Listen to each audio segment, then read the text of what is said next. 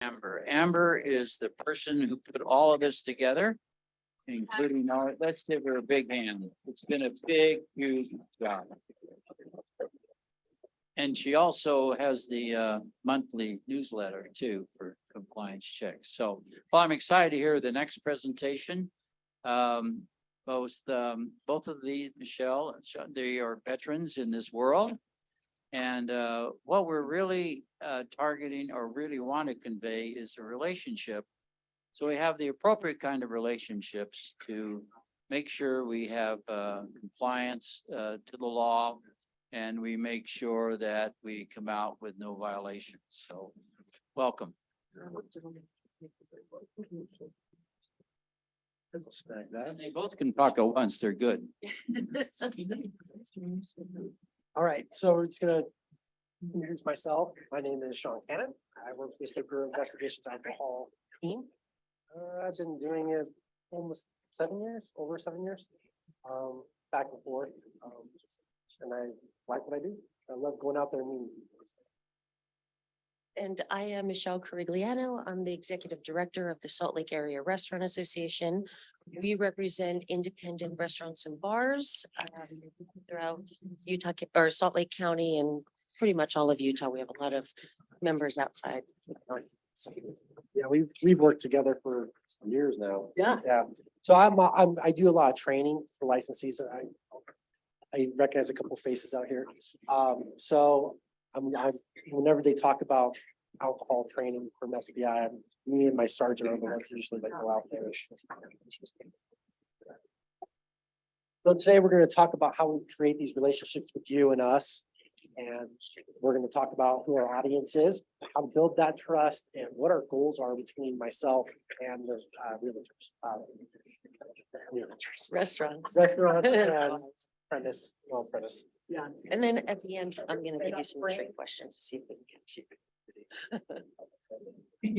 All right, so we have two different types of alcohol licensees in the state of Utah. We have off-premise, and that's going to be people that sell alcohol and they take it somewhere else. So like to their house or to somewhere else. Then you have the on-premise, that's your restaurant and bars. That means they're drinking it on premise. So as you can tell, in the state of Utah right now, we have just over 1,600 off-premise and just over 2,200 on-premise for a total of just shy of 3,900. That was updated earlier about a month ago. So today our audience we're going to be talking about is going to be our management teams, our employees that are cashiers, and then the owners of these businesses.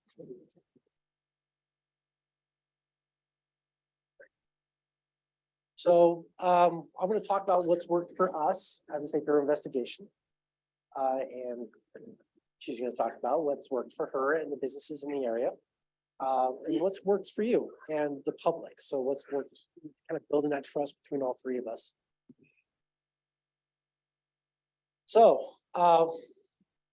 what I've noticed as a trainer with you licensees are these things. They always want a friendly officer. They want somebody that's approachable. They don't want RoboCop.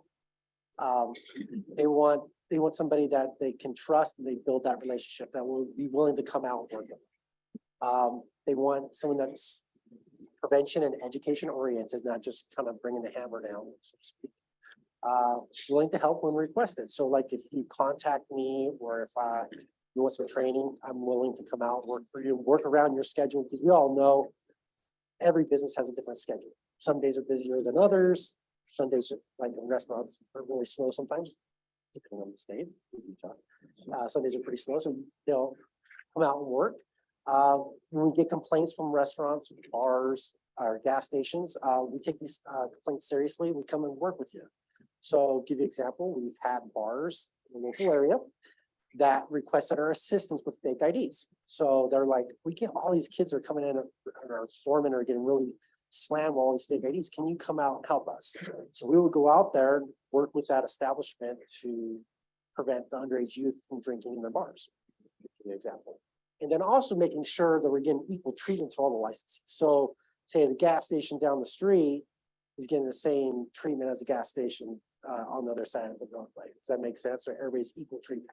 So no one's getting more punished than the others. So that's kind of what licensees found me for.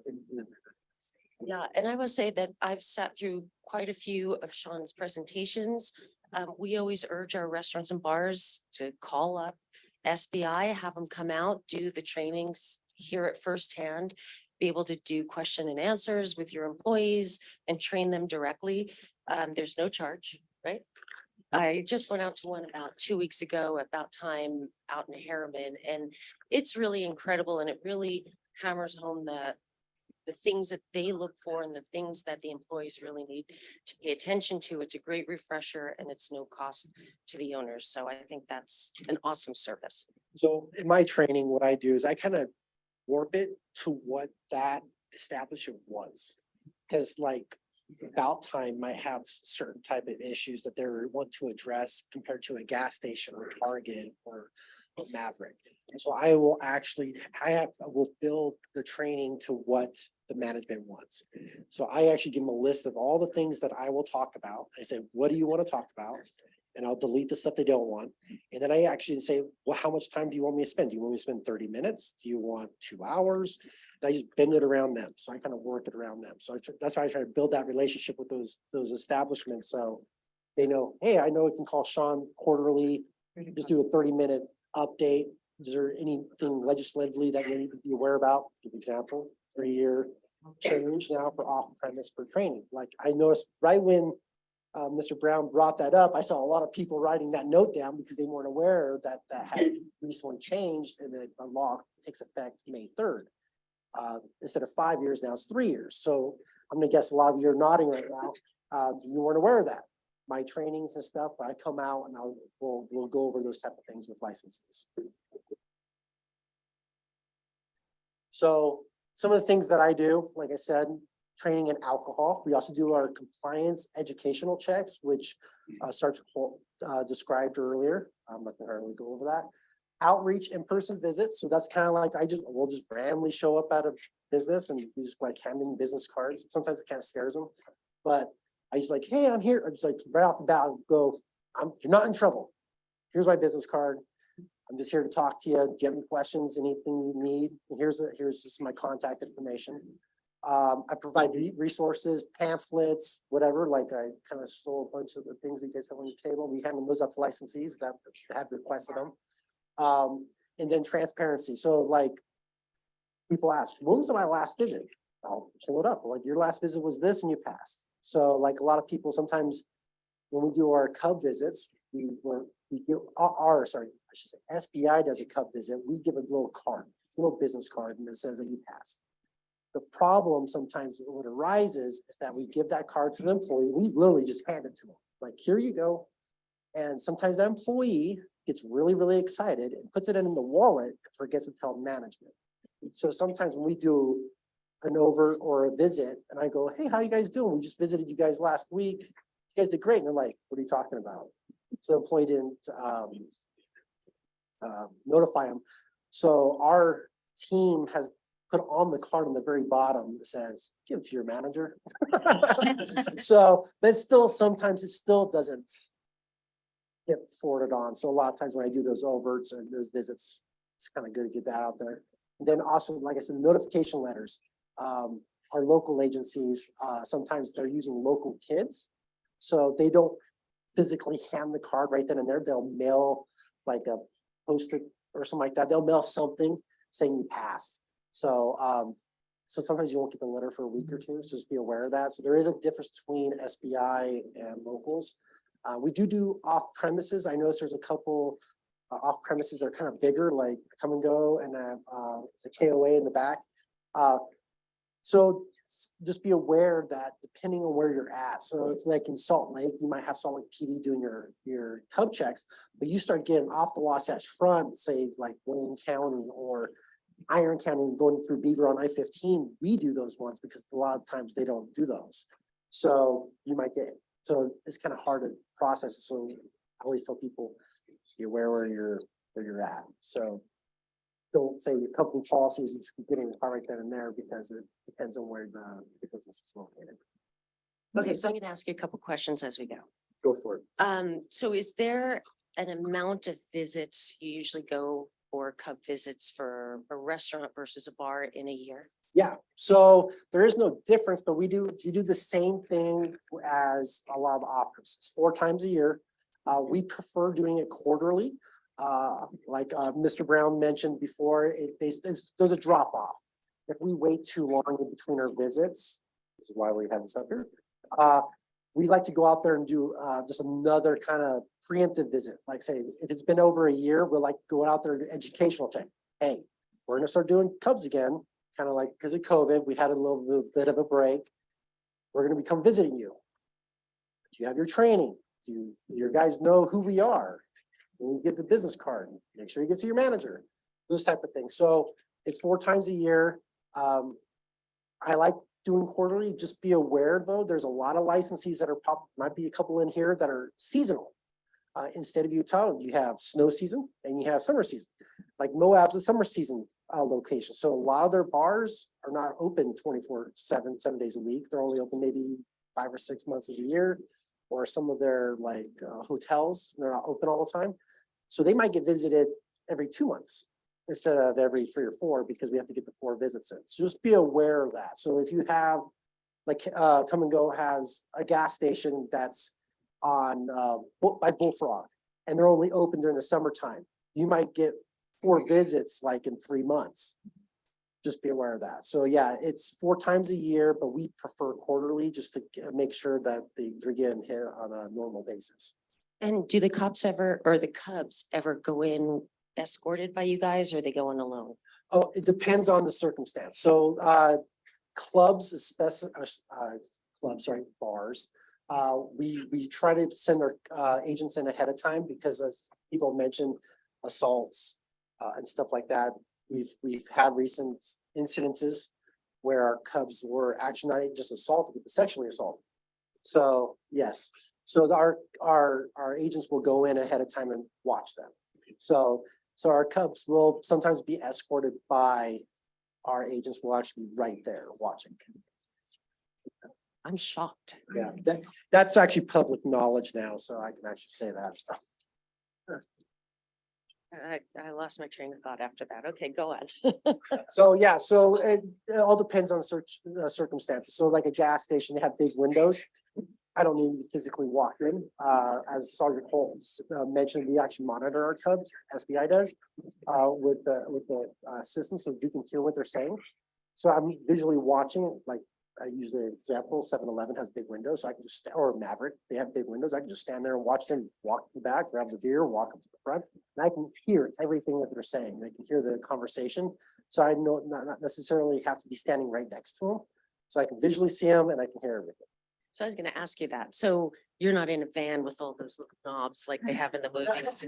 I wish, honestly, I mean, when I was growing up, I was like, man, I'm gonna be an agent. I want to be in a band. I get to eat hot dogs and do all these things. No, that's not true. That would be awesome. But I think that's something really important to point out is that they are mic'd. Yes. So you are listening to every single thing that the person at the door is saying or the server or whatever. So that's an important thing to train employees. Yeah, and not only that, just so you guys know, we record that. It's recorded. And we give that file to DABS and it's included into our report. So if you have an employee that lies to us, we already know.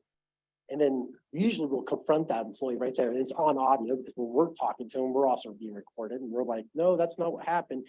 And you can get a copy of that. So if you have an employee that's telling you a different story than our report, you can listen to the audio and then you can make your own determination if the employee was lying or not. So, which is most likely will be. Yeah, and one thing I learned from the last class you did was if someone looks at the ID and sees that they're a minor and turns them away, that ID still has to be scanned. Is that correct? That is correct. So like if you're, do we have any bars in here or, perfect. So like bars, even if they're underage and they see it, you still have to scan the ID and then kick them out. Does that make sense? So just making sure you're actually checking. If you see it and it's underage, always still scan it. If you got, what type of license, you're a bar? Yeah, so no matter what, you're supposed to be scanning that. Yeah. So even if they're, yeah, if you still catch it, if you catch it before, you still scan it. Still scan it. So scan everything, put it away, because it actually documents that you scanned them and you kick them out. So yeah. Yeah, if you see that they're underage and then you can remember that they're mic'd and then you could just say, I'm sorry. We abide by the rules of. Yeah. And also, it also flags it, because what happens if they're not a cub? Yeah. So that's a good thing too, because there's still people out there that are underage. I'll still try to sneak into a bar. So make sure you're still scanning. So, because they might not be our cubs, they might be actually someone from the public trying to get into a bar. I was just gonna ask if that's the same for, like, you get to scan those for off premise as well. Off premises, no, yeah, that's not the same, no. They don't even have the requirement for scanners, They don't require scanning in off premise. no. Yeah, see, everybody in the back, Or get on that people one. on video that's watching this, everybody in the back that's all from dads, all shaking their head, no. So yeah, they're not required to scan.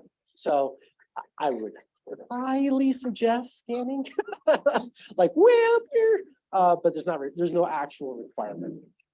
Wouldn't that be just as important to do it in off premise though? Right. So the question was, isn't that just as important as off premise? Yes. You're asking me, yes, I think it's very important, but it's not by law, so I can't force you to do it. But if we have owners and like higher end management, I would highly suggest scanners. I love scanners. Whenever I hear managers or restaurants, we talked about this before, when they get in trouble, the first thing they think, what can I do to prevent this from ever happening again? I go 100% compliant. So like every single person that walks into your bar, you're scanning, so there's no question. You have to scan everybody. Although the law is if they look over Yeah, 35, you 35. don't have to. It's 35. But a lot of times what happens is if they have to change their RAS plan, they're asking, sometimes they'll call me up, what can I do to prevent this from again? Like one of the good preventions is you have a scanner already required, scan everybody. So this came up recently also. Sometimes when you scan an ID, and this happened actually when I was working at the voter thing, I was a voter poll worker, whatever. And you scan the ID and a different name would come up than who it was. And these were, they looked legit. They didn't look like minors trying to get through to vote. So Does that ever happen? yeah, actually, it does happen. We're probably, are we gonna watch that video by chance? I was gonna ask, there's the fake ID video. We're gonna watch that in a second, but yes, there's people out there that actually do get fake IDs, not just necessarily juveniles, but adults, for a lot of different reasons. So make sure when you're scanning, you're actually checking the name. So just because they look like me, I'm older, and you scan the ID and the front of it says Sean Shannon, but when they scan it, it says John Smith. Yeah, that's not a valid ID. So that's not a mistake by No, the driver's license division. no, that's a problem. I would say 99% chance that's a fake ID. Yeah, because we actually see those once in a while, or fake IDs where the scanning information on the back, because they're cheap. You can get for like $50, a fake ID, and they'll just accidentally type in the wrong name, put it on the back of the fake ID card and go. Highway Patrol now actually has a scanners in their patrol cars. I just recently was on the Highway Patrol and I have one and I scanned IDs all day. I stopped 1,300 cars last year and not a single one showed a different name. It was all with the same information. I wonder if these voters are voting Republican or Democrat. No comment. Okay. Sorry, just as a question too. So I work with driver license. If you do get something like that, though, don't accuse them of having or using a fraud ID. Just in case it was like a misprint on the license or they weren't scanning it right and it read the barcode wrong. A lot of the times when someone says that, we'll scan the barcode when they come in and it will come up correctly. But if they're not scanning it, sometimes it just reads it wrong like any other scanner and reading a barcode. And it will populate something else. So I would try doing it again. Yes, do it again, but just also be aware though, you're kind of opening yourself up. You accept it. That makes sense? Because if there's an issue with that card, you say, oh, just remember, you always want to, you're on the side of caution. That's why I always want to tell all the employees out there, like you guys already been told by Sergeant Holt and the other people, always side on caution. If you don't believe the card's real, there's issues with the card, whatever it is, you should not be selling that alcohol. Period. Okay? All right. Sorry, real quick, we'll go over this. We haven't gone, so when we come and do our checks, we like to do 1 year. So if we haven't visited you within 1 year, we like to do an educational check, just to let you guys know, hey, we're coming. Also places that are new, I like going to, if we have like a new bar, restaurant, I usually try to go in. She actually lets me know sometimes, hey, can you come down and talk to them? So I usually try to look for new licensees and tell them, hey, we're gonna be coming, if you have any questions, I dress like this is my face. So there's no surprises. Because a lot of times people, I mean, like, I don't know how many people out here have, how many times have you interacted with the State Bureau of Investigation? There's a lot of no's. So a lot of times I walk in, they're like, who are you? So I like showing my face to people, so there's no question down the road. All right, so I like doing educational checks. As you can tell, I'm a talker. Encourages that conversation to bring up type of issues. So that we don't have any problems with selling alcohol, right? That's the why we're all here today, is making sure we don't have selling to youth or intoxicated or have trace investigations. So having these educational checks does encourage that communication, opens those doors, opens those lines of communication so you have somebody to talk to. When I first came over to alcohol 8 years ago, I believe, that was one thing that your group mentioned, was that they didn't have anybody to talk to as far as law enforcement. They didn't have a direct line of communication with somebody. That's why I love opening those doors up and having somebody they can, even local law enforcement sometimes have a question about this and they have somebody to talk to about it. Right. Go for it. Okay, educational checks. This is, well, do you want to do what officers look for? Yeah, I can do it real quick. So we kind of already went over this thing, Sarge. So this is just like kind of a list of things we kind of look for. Very, very important. But we also, these are educational checks for off premise. It's a little different for on premise, obviously. So I just wanted to make sure you guys understand that the minors might not sell alcohol unless supervised by over 21. That is for off premise. On premise, they're not allowed to do that. So just make sure we understand that this is for, that list is mainly for off premise. So just on premise, you have we have a different little bit of a different list. As you probably know, on premise, they're able to bust the tables, right? If you're a restaurant, bars, you can't even have them on the premise. But you have a restaurant, they could bust the tables, correct? And if they have the receipt, I'm trying to think of a place that you would get a receipt and you walked up somewhere else to pay. I think the restaurant does that. Yeah. Anyways, if to give you examples, like say if you're at a restaurant and you give the receipt and you have to walk up to like a podium like this to pay, that person can pay. They just can't interact. They can't give the alcohol. They can't check. They can't do any of that stuff if they're under 21. I just want to make sure that's clarifying. And then also making sure your training, we've kind of reiterated that again, the training has changed. It's 3 years for both now on and off premise, starting May 3rd, and making sure you guys have that training record on site. I don't care if it's electronic or paper, having it on site is very, very, very important. Because we've been doing overts recently where I go talk to a manager and the manager's like, I need to contact the employee who has it on his phone. I don't have it on premise, and it could take me 15, 20 minutes of phone call to get that information. Just make sure you have it somehow stored on site. So super easy way to find that if your new employee says that they are certified is you can go to the DBS website, go to training.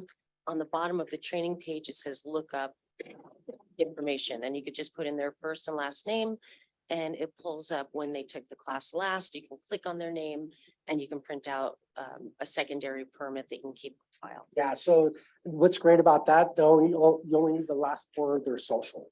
If you type in the last four of the social, it pulls it up. You can do a PDF or print it, and you can literally save that anywhere. You could put it in your computer, in your office. You could put it, wherever you want. Print it out, put it in their work file. Just make sure you have a copy. The other things real quick we're gonna go over is employee ID badges. So can we please step on right here? Making sure that if they're using like numbers or nickname, that you have that list in the back. It is accessible for law enforcement. So They like, prime example, Chili's, they use numbers. So like my number's 23 and my name badge says 23. I should be able to go when I make my overt inspection, there should be a list of your employees and it'll say ID badge number 23 with their name. So I know who that was. And make sure it's above the waist and it's legible and readable. There's been recently, I went to a place and the pin was extremely like small for, I felt uncomfortable getting close enough to Don't. read it because it was right there. Like, what's that saying? Because I didn't want to get that close, get into her personal space to see the name. Just make sure it's legible too, okay? And over the last year, there's been quite a few of those violations coming up. So So yeah, so just remember on these Cub cells that was brought up, we also look for other violations while we're there. That's another big one. The IDs, training records. So just because you get a Cub sale, you might actually end up with multiple violations, not just the Cub sale, because you have other violations that the employee might have forgotten their name badge. So make sure you're posting that type of stuff out, okay? Beer display. So obviously on your off premises, make sure you only have no more than 2 places, okay? We've been seeing some issues with that as well. And then separation of the alcohol from other drinks.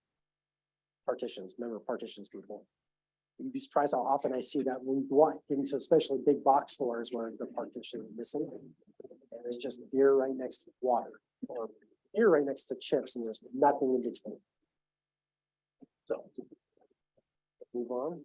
no sale to minors or. Oh, yeah. Persons.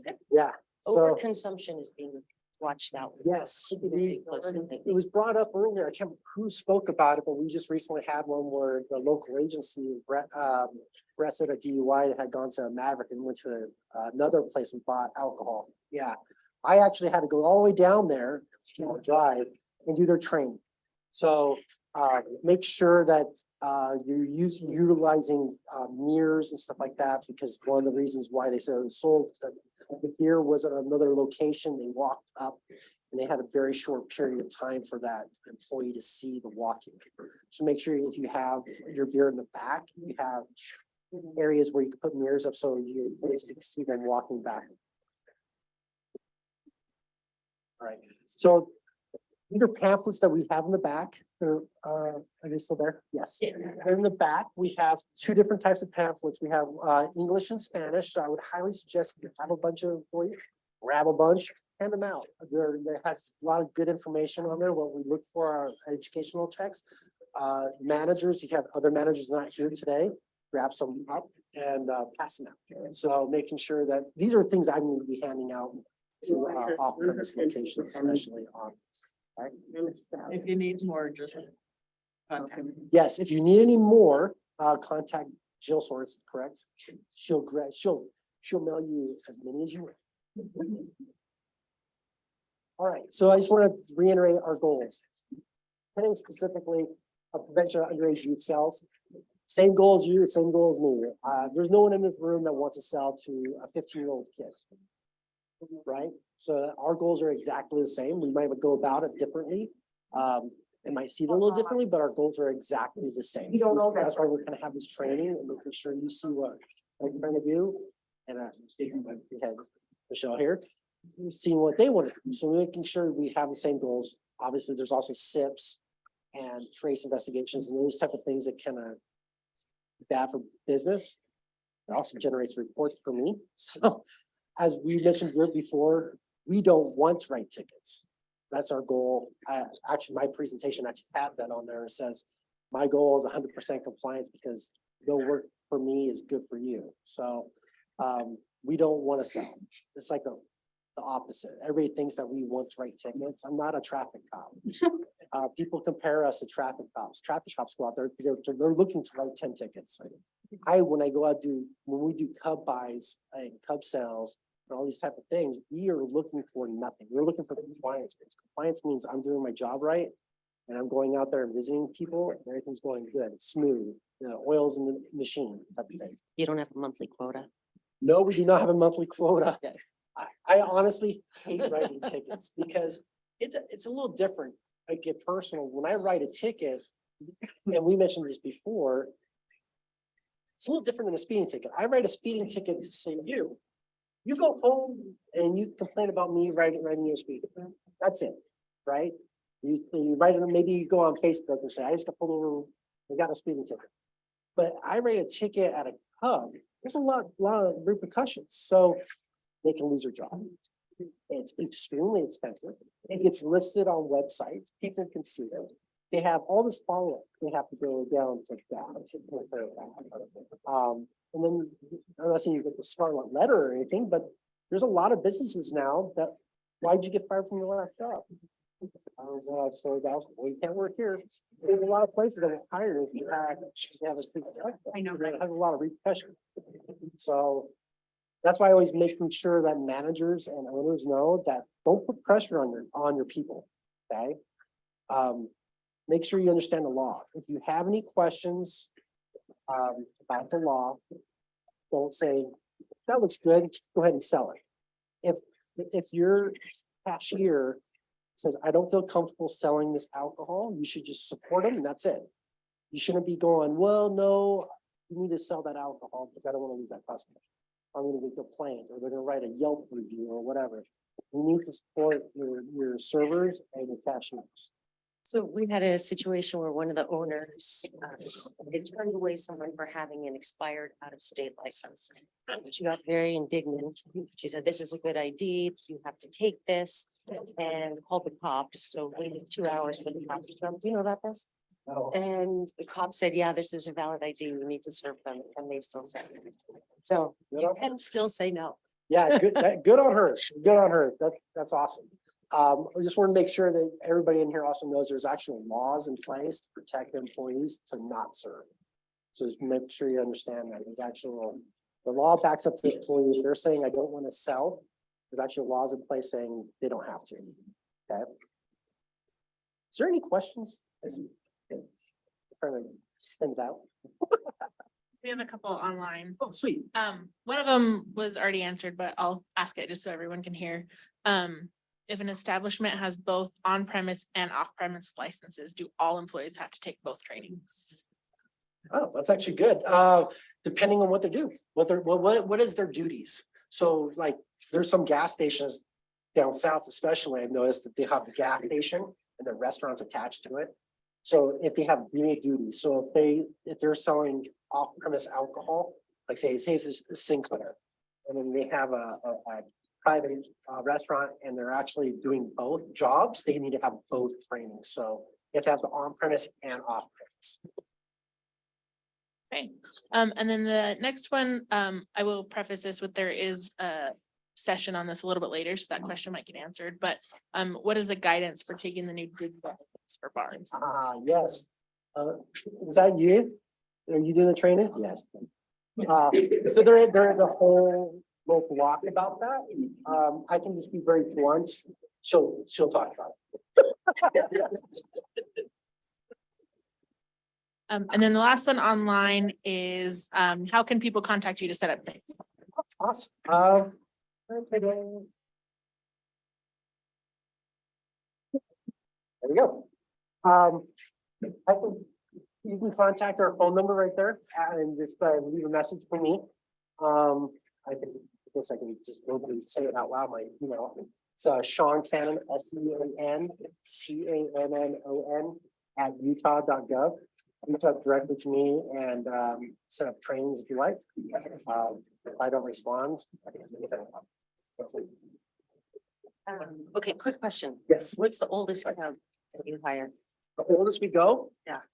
19 years and 64 days, and then in the following day, they're retired. And someone said once you sent in someone with gray hair. Do you ever have a 19-year-old with gray hair? Possible, because if they have like a birthmark, I guess, I don't know if it's gray or white, technically it'd be white.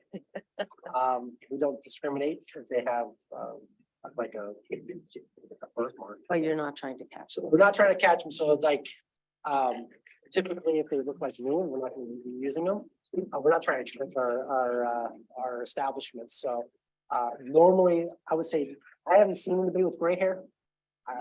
But most of our cubs, yeah. So we purposely we even make our cubs shave if they have like facial hair or at least shave it down. Excessive makeup, even like if they're wearing rings where it kind of looks like they're married, we have them take off their wedding rings. Clothes, I think we mentioned clothes before. Our kids don't wear clothing that's provocative, is be one word, or clothing that makes them look older, like have a shirt that says Budweiser. Or something like that, like it would be just a plain t-shirt. And it was true, we've actually had Cubs show up wearing like East High School on their shirt. So we don't try to push that we try to actually want them to be as young as possible. Yeah, and basically they're not fake IDs. It's their real age. They're just not their real information. 'Cause someone got doxxed once. Is that right? That's correct. So technically, I'm gonna go technical here. Our department can use what they call undercover ID. So what that does is that ID is created by driver's license. And it has all their information that's correct. So their correct date of birth. All they did is they altered their name and address and protect them. So if they go into a bar and they get scanned, the bar doesn't have access to their information. Currently, I don't know if we have any Cubs that are using those altered IDs that are real. Right now, all our Cubs are using their real IDs. And then you said that there are the most common fake IDs are from 2 different states. Did you say? Well, there's about 4 or 5 states. We're gonna watch a video in a second. He lists states that I don't agree with. What as agents, we see a lot like a USANA and stuff like that. Because we have large population of young kids trying to get out. Well, New York, California, Florida, Arizona, and Nevada. Those are the ones we put. And the last thing is talking about using UV lights. Yes. Detect these, will you explain that? Yeah, so on UV lights, does anybody in here use a UV light? So yeah, some bars, what they'll do is they'll have a podium right by the door and they'll have a UV light. And they put their from whatever state it is, they're looking for some kind of image, a ghost image on the back, like in the state of Utah right now, if you flip off the brand new driver's license, it's actually a picture of you ghosted on the back with the UV light with your date of birth on the back. But every state has their safety features are a little bit different. So make sure if you're looking for stuff, know what you're looking for. Google's your friend. Most people in here have a phone. It's like 2023 Delaware driver's license. You at least know what you're looking for. If you're gonna do it. And then owner asked me yesterday, I guess, Colorado it doesn't have scannable renewals, so those temporary driver's licenses. And so what do you do with that? Can you accept that if you can't scan it? And the answer is yes, as long as you document the number and. That's correct. So the licensees that here, like the bars, make sure that you have your 7-day book and you're writing that in. You're writing the correct information, so like your full name, their date of birth, type of card, expiration date, the date of entry. And then you're also destroying that after your 7 days. We've been seeing a lot of uptake of licensees are keeping that written book. I think the oldest was what, sorry, was it 6 months? We saw one. They had the written, it was like 6 months, wasn't it? They had the written log still back 6 months. So make sure it's 7-day log. You need to destroy it after 7 days. I do have one more question Oh, from the yeah, go chat. ahead. If you're a cashier, can you have the name of the employee working displayed next to the cash register instead of on their shirt? It has to be above their waist, so it has to be on their person. Quick question about scanners. So we've seen some employees scanning on their cell phone. Is there a recognized app for scanning? How do you program it to only keep it for 7 days if the scanner's on the employee's phone? And also, do you see one style or one model of scanner that works better than some of the others? I'm going to defer to the standard question to her, but I'm just going to answer a little bit first. Be careful about putting applications on your personal phones, because if your employees are doing that, what happens if you have a sketchy employee they just got everybody's information. So I probably would not be allowing my employees to put these type of applications onto their phones because now they have all that documentation from that person's ID. We're gonna say you cannot do that. Yeah, That's a personal phone. It has to be a company phone that Company phone. stays in at the establishment. If it's a personal, you now have given that employee the right to take everybody that comes into your establishment ID home with them. That's illegal. Yeah. So, yeah, so so I'm just gonna reiterate what Sarge is saying so everybody online can hear. You can't take pictures or take information from somebody else. Exactly, you're going to scan these type of things if they're not part of the business. You're doing that putting it on their personal phone, you're actually violating, it's a class B misdemeanor, correct, Sarge? To do that. So if they're using the personal phones, you're violating the law, but also second, then you're opening yourself up for civil violations because if my stuff is stolen by your employee down the road, I want to sue you because he opens up those accounts or whatever, because he has all my information. My name, my date of birth, my driver's license, my address. Because who knows what that scanner is actually taking in. Usually some of those apps, they can literally take everything from that driver's license. Whereas the ones that the licensees use, like ours, they're very restricted, what type of information they're actually gathering, and they're automatically deleted after a second. And some of the applications like the bars are using now, they can't even access it. It's like a regular employee can't access the information. They'll actually have a PIN number that only the manager has access to. So we have to contact, the manager has to type in a PIN number, then they can pull up the last 7 minutes. Just to have, it's like another layer of protection for the patrons. So I'll let her answer the question about scanners because since I'm a government agency, I can't suggest anything, but she's not a government employee, so she can talk about that. We have a contact, so we can talk later. Yeah, we just actually had some scanning company sign on as a sponsor and recommended by a couple of our members. So we can talk. Go ahead. Quickly, just as an FYI, the information that's taken from a scanned identification is noted in statute, and it limits what you're able to. So the information that's on a scanning device, when you're in your business and you're following the law and you're doing the appropriate due diligence in scanning identifications. Pursuant to Utah code, there are very specific elements in which you can retain for those 7 days. So again, if your employees are doing this on their personal devices, you don't have control as the employer of what that information is, what information is being retained. And then civil penalties are included in that. So I would certainly say no. And it's a big deal because the state of Utah is tightening up privacy laws significantly. So you want to be mindful of that. Was there any other questions? Awesome. Thank you.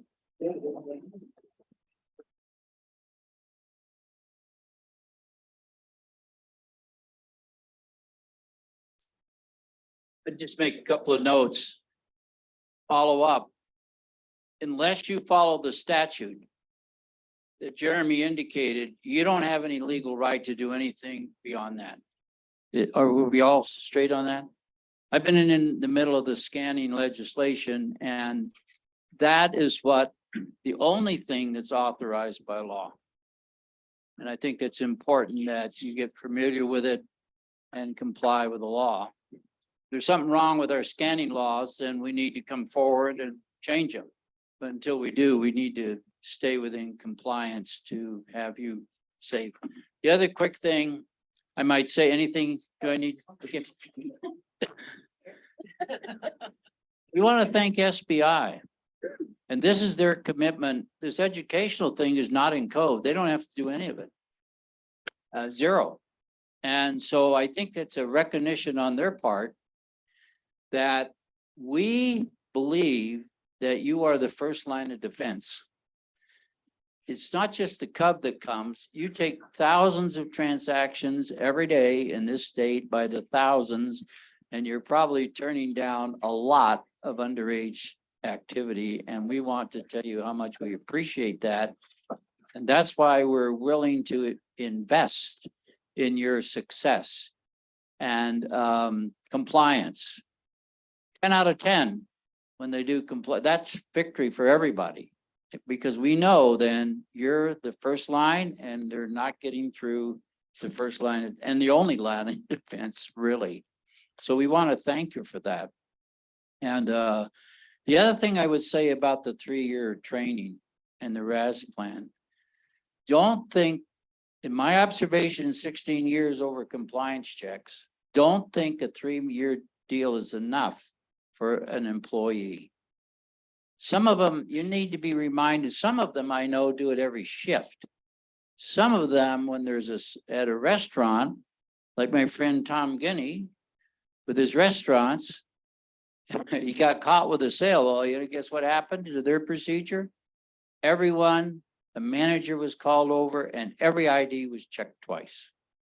So we know it's taken serious because they need to be reminded because they will drop off. We all drop off. So you need to think through how many times you should go through this very intoxication and all of the laws. Don't expect 3 years, my personal observation, to carry the day, because it will not carry the day. You'll find yourself in trouble. The other thing why, 2 other important points, and then we're gonna break for lunch. I don't want to stand in your way. Remember why minors are important. They drink to get drunk. And they just kind of don't have a shut-off switch. And why we want to slow this up is because one other factoid you should know, when they reach this dependency stage in addiction, they only 14% will ever get the treatment they need. The rest just have, some of them will pull out of it, some of them will never pull out of it. And some of them will waste 10 years of their life trying to get out of it. And it just, life passes them by. So that's a very serious thing. The other serious thing that I would alert you to is your own clientele. Now, the next 10,000 people we're going to kill in this country from DUI, that's only 1 year's worth. How many of them do you think are the drunk driver and their friends driving with them? That's a test. You don't get lunch without it. No. What do you think? What's the percent? What? 5%? 62. As the number mentioned yesterday for another thing. Let me tell you, it's 75%. Your customers that we sell alcohol to, somehow, even in this state, out of the 61 that were killed last year, 40 were the drunk drivers. And most of them are single vehicle crashes. So just watch KSL News.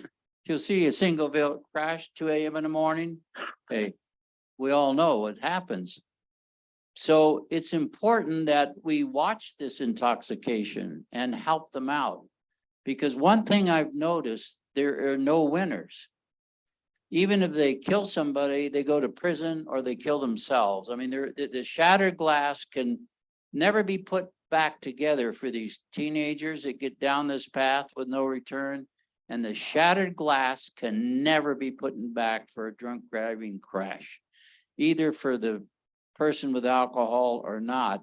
That's why we're all invested in SBI, law enforcement, are invested in education and prevention, because you can't put this stuff back together. So we want to thank you for being here and work and letting us work with you to really see that we can comply with and really have a community that's safe. We all drive the same roads. We're all concerned about the same kids. So thank you very much. And I think lunch is on. Amber, is that okay? She says, okay. Thanks for Amber. Okay. I think we can go down both sides maybe too. Thank you very much.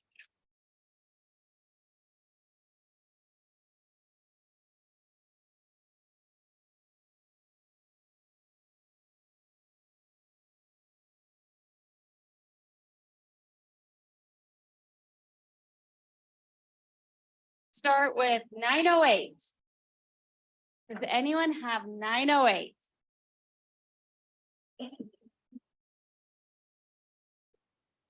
Anyone online? I don't know. Do not sign in. I know. Well, 906. Guess I need to mix these up a little bit. 906, anyone?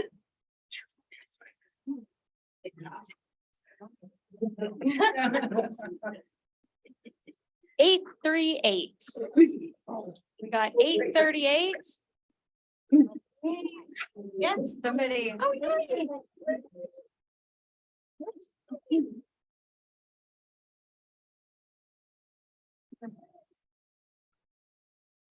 915. 915. Nobody, anyone online? Are they back from lunch yet?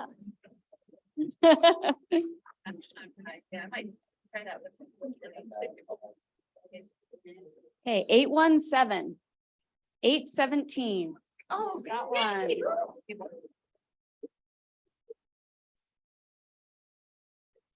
You can share.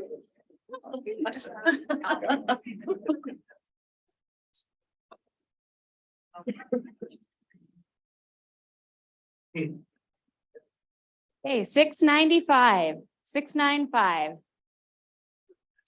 Anyone have 695? No one? Okay, we'll try again.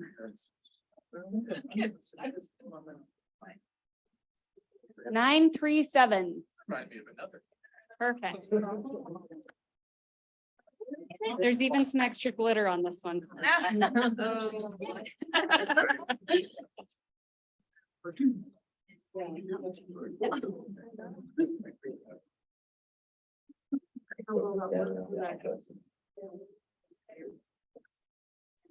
All right, will you start up the second video? Thank you. Watch the video.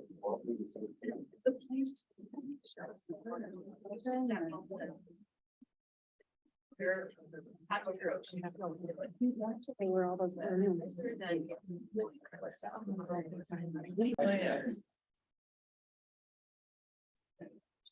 Put it on when you're ready.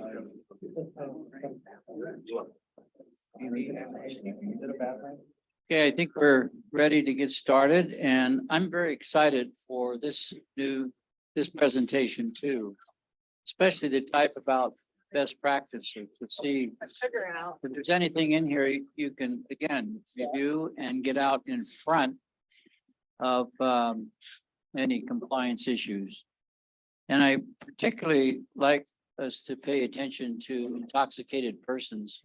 Keep in mind, we cleaned up the definition a little bit.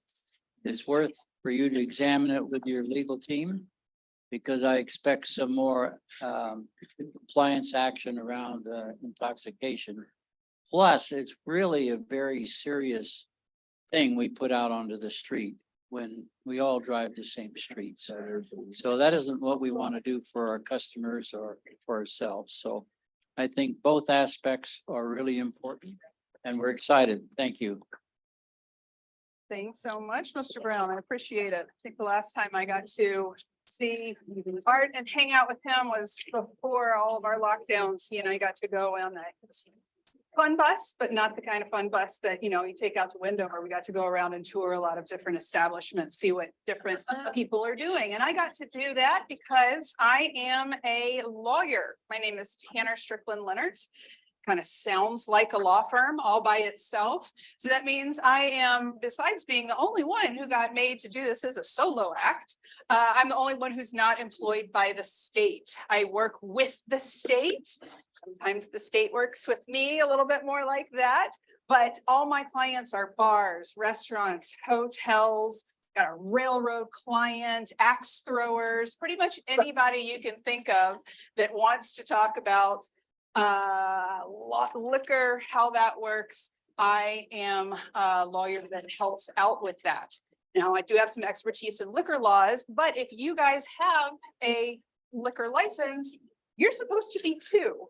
That application that you signed to get your liquor license says at the very top, the first thing you initial, that you agree that you have read all of Utah Code 32B and all of the Utah administrative rules regarding alcohol, plus all of the DABS directives.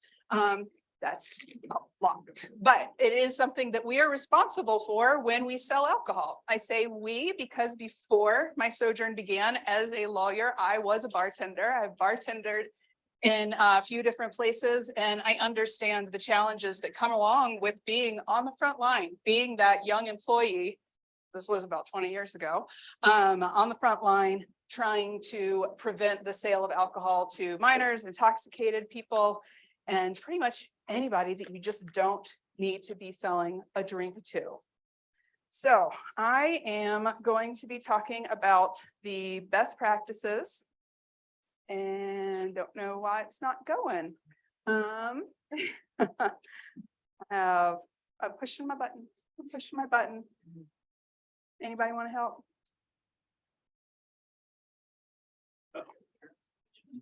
Yeah, that's the one I'm pushing. It's not just me. Try jumping up and down. I mean, I can floss. There you go. The next What one. did you do? Jumped up and down. You can just. I don't know. You're gonna do it for me? just Okay. tell me when you want I do have some videos, so it's gonna be, this is gonna be, I got my double act. I'm not a solo act anymore. I sure appreciate that. Now, we are on to the next one. We're gonna talk about 3 things here in my talk. Whoa, don't go there yet. You ruined my jokes. That was like a good old lady joke. We're going to talk about the best business practices, some of those things that we can do that are going to effectuate the goals of no overservice and no sales to minor, most specifically. Very important part that we hadn't really talked that much about, employee buy-in, and also resources after we leave here today, what we can do. We are going to be looking at these. They're going to be applying not just to bars and restaurants, also off-premise sales. The underlying rationales are the same. I mean, we do have the State Bureau of Investigation, and we have our local law enforcement, but everybody has the same goals, no sales to minors. If I'm working for you, if you're selling out there, if the state's coming in, everybody agrees. The difference is, besides being against the law, obviously, overservice and service to underage are just not good business models. Nobody wants that. Nobody's going to be making a ton of money off of 19-year-olds drinking. So why I am going to be talking about some business practices that are going to be best to be compliant with the law itself. It's with the intention of preventing actual overservice, not just preventing those cub stings. Because this is something that I get to say and the state probably doesn't get to say, is that we know when we're out there on the front lines, we're not seeing real 19-year-olds coming in with their real 19-year-old ID. That's what the Cub program does, and it's very effective at catching maybe some lax employees, but it's not what the real kids out there who are 18, 19 years old. And I really like that video, because it did show what the kids are actually doing. They're either not getting carded or they've got those really impressive fake IDs that are out there. Let's start right in with best business practices. The best one that I think that we can do is ask, hit the next slide. I can't do it. I don't have a clicker anymore. Are you 21? It is working now. Thank you. Are you 21? Now, this is something that is really great when those cubs come in, because they can't lie. They can prevaricate. They can say, don't I look 21? Or what do you think? Or they can just not answer the question. They can say, do you want to see my ID? They can do anything like that. So this question is going to help with preventing getting stung, getting those violations that I will help you negotiate afterwards if that comes to that. But it also helps when kids really aren't 21. This throws them off. They're not used to being asked. You might look at the ID, but the are you 21 a little simpler than some of the, other things and especially doing the math, but we'll get to that because right there is no math. There's another good business practice that you can tell your employees to do, which is, does the person look older than your parents?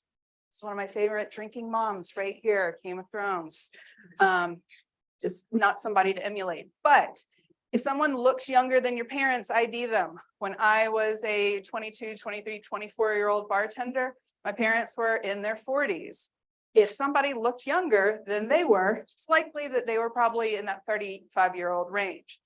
Now, it's not something that you're going to get the big violations that, you know, Sam and Aaron were talking about earlier, as far as whether you're going to be those $1,000 fines, but it is part of the law that you're supposed to ID anyone who looks under 35. So this is a good rule of thumb, good thing to implement in your business. Tell your employees, if someone looks younger than your parents, ID them. That is a good one. Now, the last one is vertical licenses. We've talked a lot about what the vertical license look like. If somebody's got a vertical license, they're probably under 21. I would like to say a best business practice, don't serve to anybody with a vertical license. That's something that you can do. You can just put it into implement. If somebody comes in, they've got a vertical license, they're either 21 or they were 21 very, very recently. And so you can just have it as part of your business processes when you're training, when your employees are learning from you. This is how we do things. Just say, nope, we're not going to do it. Now, another thing that you could do that's a little bit less than that is if a vertical license comes in, somebody shows you that, I want to get a second pair of eyes on it. That can be another coworker. That can just be your rule. That's your regulation. If your server asks for ID, it's a vertical license. Not only am I going to think, oh, do I even want to serve this person, but get another person, another employee's eyes on it. Finally, another thing you could do is say, not only do I need a double verification on any vertical ID, I'm going to want to get a manager's approval on this. There's not a manager available, no sale. It's really going to cut down on especially your cub operations, those stings, going to keep you from doing that. Just to have a policy of, this is what we do. We're not going to engage in the sales to these people. Once again, would really love to never hear any of my clients say, oh, you know, it was the math. I couldn't do the math. Whenever I talk to my good friends at the AG's office or the DABS or the commissioners, that's just, they're just tired of hearing it because there is no math. We can look and see this poor girl. She is on your picture on the handout that we got. I've got, this is an old photo. It's got the under 21 until 2014. So I've been using this one as an example for a while. She's on the new one that's on your thing that says until 2024. This girl must be 50 years old by now, but she's still here. She's still looking at this. All we got to know is today's date. So another good business practice in addition to the saying, are you 21? How's that, you know, not going to be serving to anybody who's got these vertical licenses, or at the very least getting double verification on it. What's today's date? I mean, off the top of my head, I know it's March 8th because I know it's the day that I'm supposed to, I've got 2 days until all my applications are due. I got 9 that I got to take down to these guys at the DABS waiting on my desk right now. I know it's March 8th. When you ever know the dates? It's very hard. That's one of the things that is a good business practice. When your employees come in, chart their shift, when they clock in, however you guys have your process, whether it's a clock in, I've got clients who have sign-in sheets, whether you check in with the manager, say, hi, I'm here, starting, I'm putting on my, you know, getting whatever they need to do to get started for their shift at your business. What's today's date? What's today's date? Not only is it going to help if they do have a vertical license they need to look at, it's also just a reminder of, we're saying the date today because we want to prevent underage service, because we want to be looking at people's IDs. Just one more thing that you can do to kind of have a little bit of engagement on this part of your staff. I want to take a little pause here and do something a little different.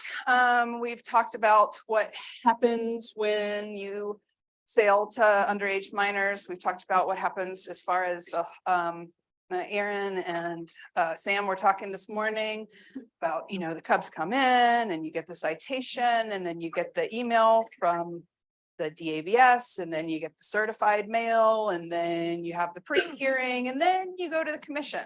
This is the first time where it's a public event. It's your name's up there. It's on a public agenda. If you've had a violation, it's public knowledge. So what happens is this whole area right here, it happens in this room. It's a bunch of seats. It's usually a sold out crowd, not sales. You can come here. It's a public meeting. It's and the commissioners are all sitting here up front. One thing that I disagree with a little bit, they've said this isn't an informal hearings. Things are informal. They're informal to people like me because I'm a lawyer and I'm used to suiting up and going in front of judges. It can be very intimidating. It feels formal if most of the time you're working at a retail store where people are just coming in and out. So I wanted to show you guys what happens when you get to the point of we've negotiated the violation and you're coming up in front of the commission. You can see right here, this is just 2 weeks ago. It's this room right here. We're getting really meta. Look at this, the screen that screen was on. It's all the things. Oh, there's Commissioner Orton. You can see her. There's Rob's head. You're going to see Rob coming up next to talk to you. This is the gentleman who had his third violation and the commissioners are coming down hard. This is them saying publicly, we're taking this seriously. This is what's going to happen to you. You're going to hear the voices of Commissioner Toohey and Commissioner Tennert here. You taking that action, but also the reason that we wanted to specifically address this violation and not necessarily the 37 others is because this is your third violation. We wanted to make it very clear from the commission's perspective that if you come back with a fourth violation, we will have to pull your license. Yes, I was made aware of that. Thank you. Thank you, Commissioner Toohey, and thank you, Mr. Miller. All right, so that was them saying, there were 37 other violations last month. That's an awful lot. I mean, this was the one that they picked out and wanted to publicly show that this is a problem because it was a third sale within the past 36 months. For a motion on this. I'll make the motion that we approve the settlement agreement for LW Truck Stop in Logan. Thank you, Commissioner Toohey. Is there a second to that motion? All right, seconded by Commissioner Orton. Is there any more discussion? I will just make the point that the penalty is a $9,000 fine plus a 15-day suspension.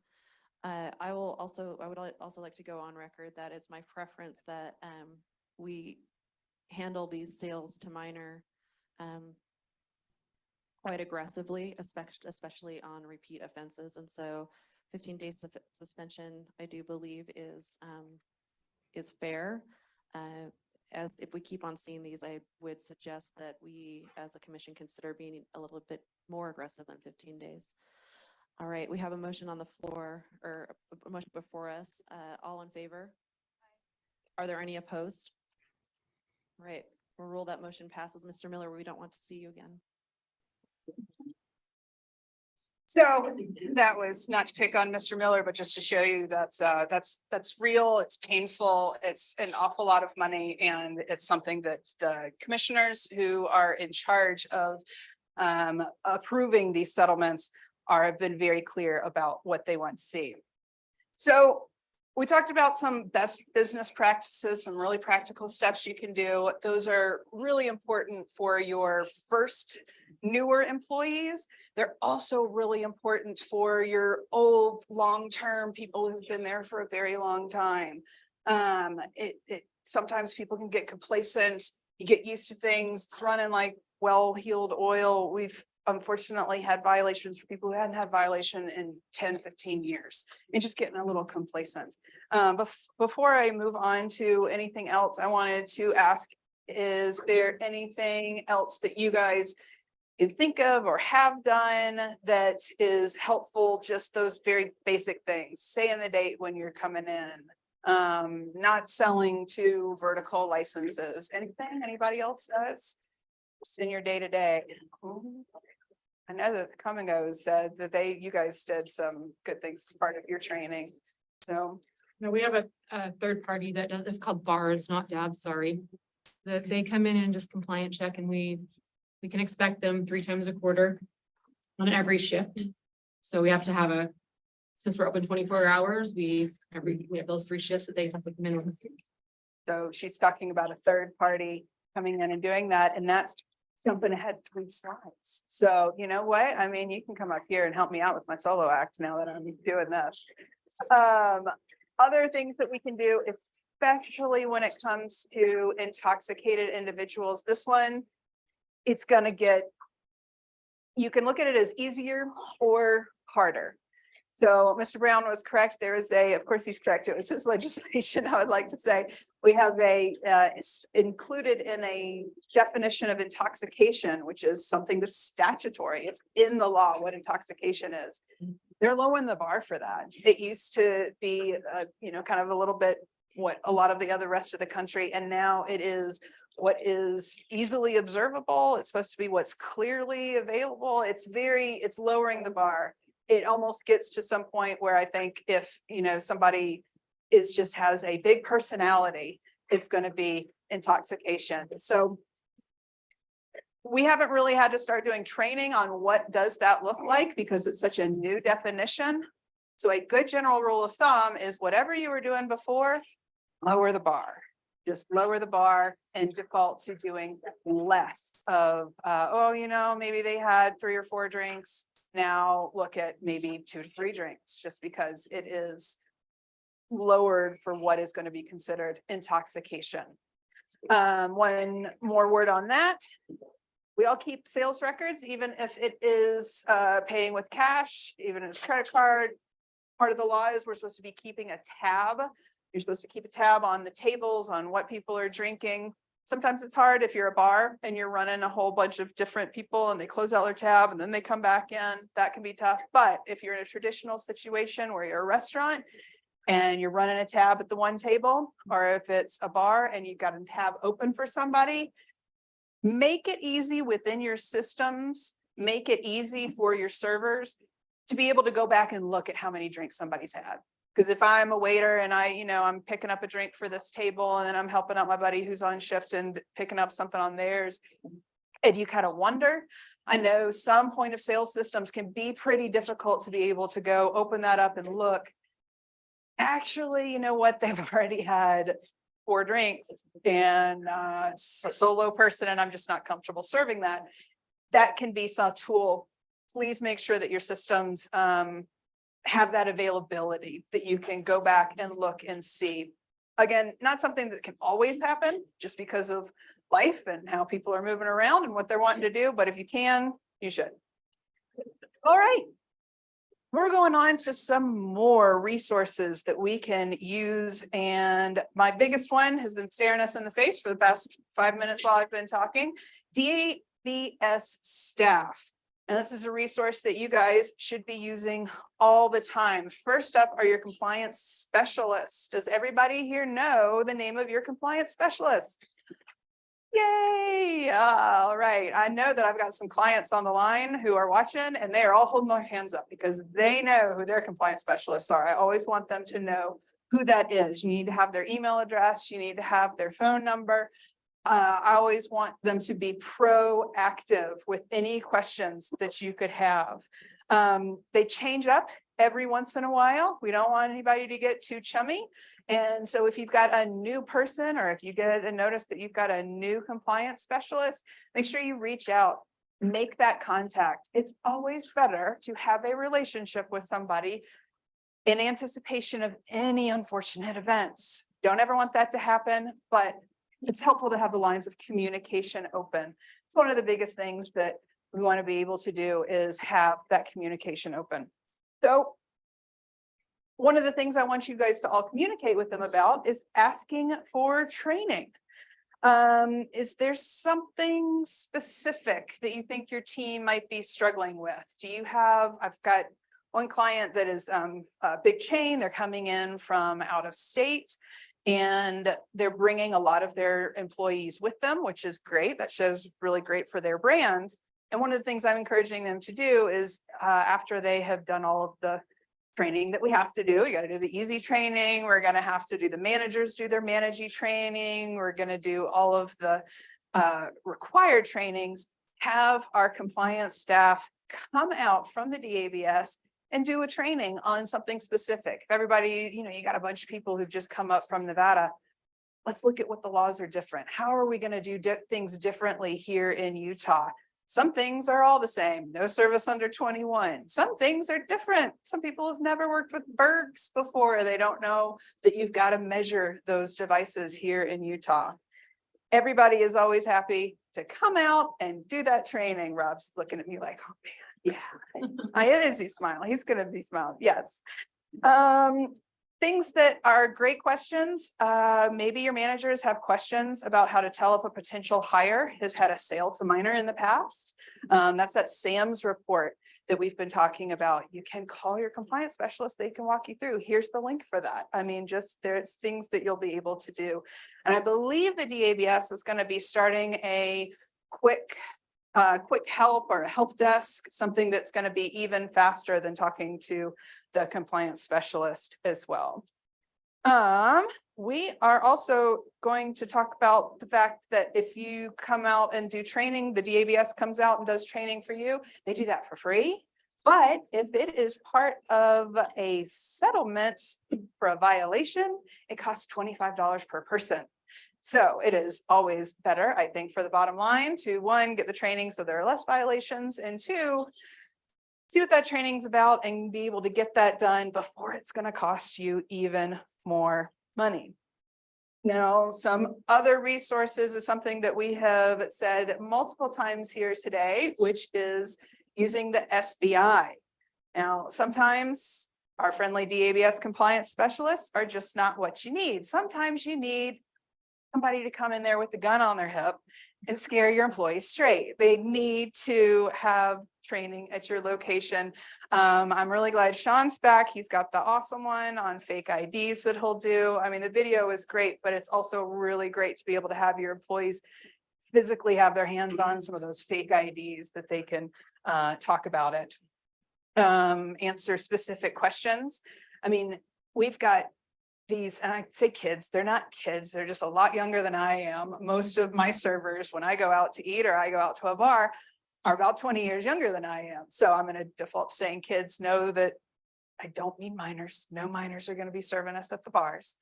But these kids who are out there on the front of dealing with the, scanning the IDs and serving, and I mean, dealing with aggressive customers, they're going to have some really good questions. They're going to have questions that they might want to know about how to deal with something specific that I'm not going to be able to think about. I'm not going to be able to use my resources and then come back and train you guys. It is awesome if we can get them directly with the authority that's going to be able to answer questions and also, yes, show that this is a very serious endeavor.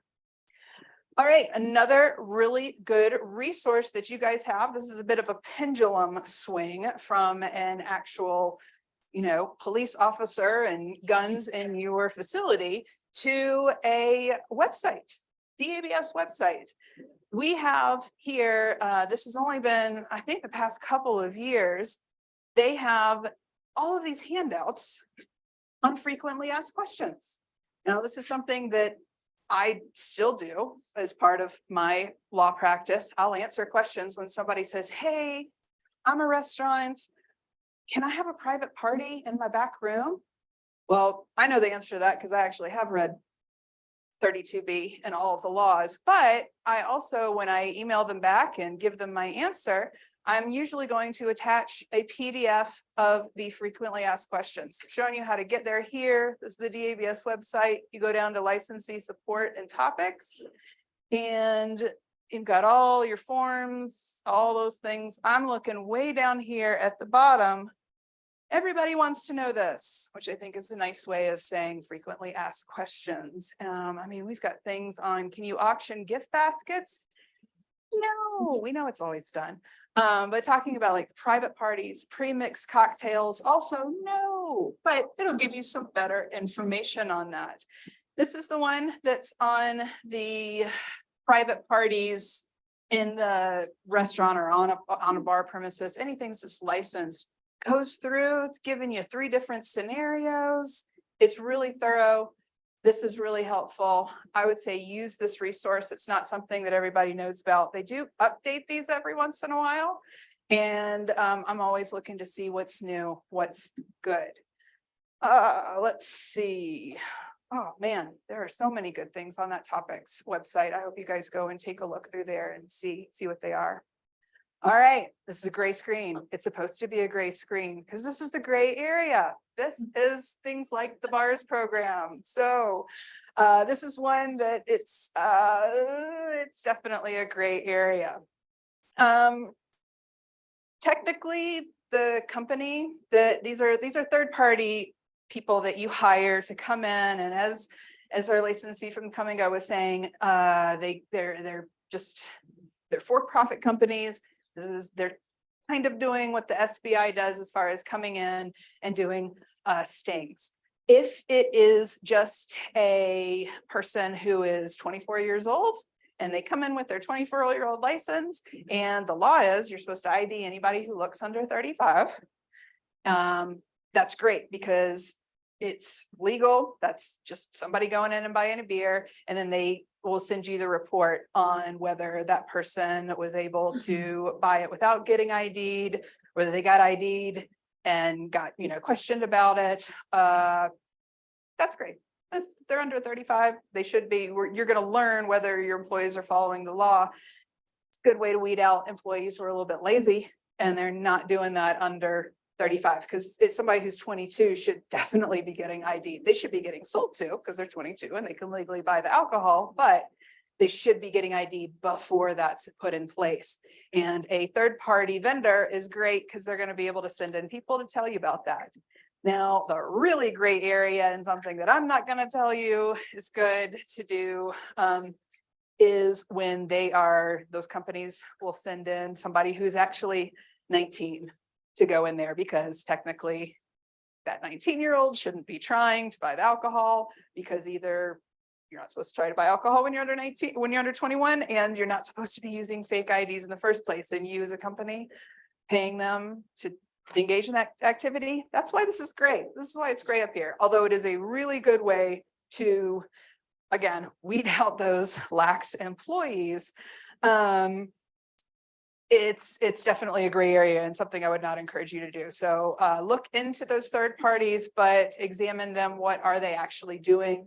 And how is that going to help you guys make sure that it's compliant with Utah law? A lot of them are nationwide companies and they need to make sure that they're compliant with Utah's actual laws, because ours are a little bit stricter. We're a little different than other states. Everybody knows that. Some people aren't sure how, but there's a lot of different ways. Just a really good way to maybe see who's a little careless or not following your protocol. Speaking of careless employees, anybody know what is the best way to get team member buy-in? Because everything I've said, everything we've learned here today, it is completely worthless, isn't it? Unless your frontline employees are the ones buying in on this, adhering to everything. If they're not out there asking, are you 21, not serving to the vertical licenses, it's that we're going to be back up here, and Commissioner Orton's going to be saying like, what are you doing here? We don't want that. Number one way to get our team member buy-in. We have already talked about this. We have said this is the way to reward the employees, get the buy-in. If they are able to know that if they get one of those little cards from Agent Cannon when he comes back through, if they know that that thing is worth $100, they're not putting it in their wallet. He's not going to have to write that, show it to your manager on him. That's a possibility of $100 tip right there. We heard on the video how much that last fine was. It was $9,000. These guys aren't coming through that often. This is not something that is going to be, you're not gonna be handing out $100 bonus to your employees every week. Because they're just not gonna be coming out there, but it is an extremely serious notification tool. If you do use that secret shopper program, same thing, that's a great way. You can look at your budget. How many times are these secret shoppers coming through? How many times are they catching somebody who's not IDing somebody under 21? And if they do, since it's not the they shouldn't be under 21 if they were coming in with secret shopper program, under 35 and getting that ID, they're gonna get to hopefully get a little bit of a less of a bonus. This is a really good business policy. A lot of my clients have instituted it, has been very successful. I see a hand. Somebody's asking a question. Is it just wishful thinking? I'm hoping for some interaction. I'm hoping to be able to pause here. No, I got nothing. All right. Anybody online? I got any clients who are gonna, help me out with something? We actually do have a question from the chat. It was from a little bit ago, but they just said they're curious, do all vertical driver's license expire on their 21st birthday? Oh, that's a good question. The answer is no, they do not expire on their 21st birthday. It depends on when the person received their license. So that's why, that would be the easy answer to say no service ever to vertical licenses because they're expired as soon as they hit 21. Ooh, maybe we can do some more legislation on that next year. That would be a good way to do it, because if it expires, yes, I'm 21, or yes, I'm under 21, and then no, I'm not.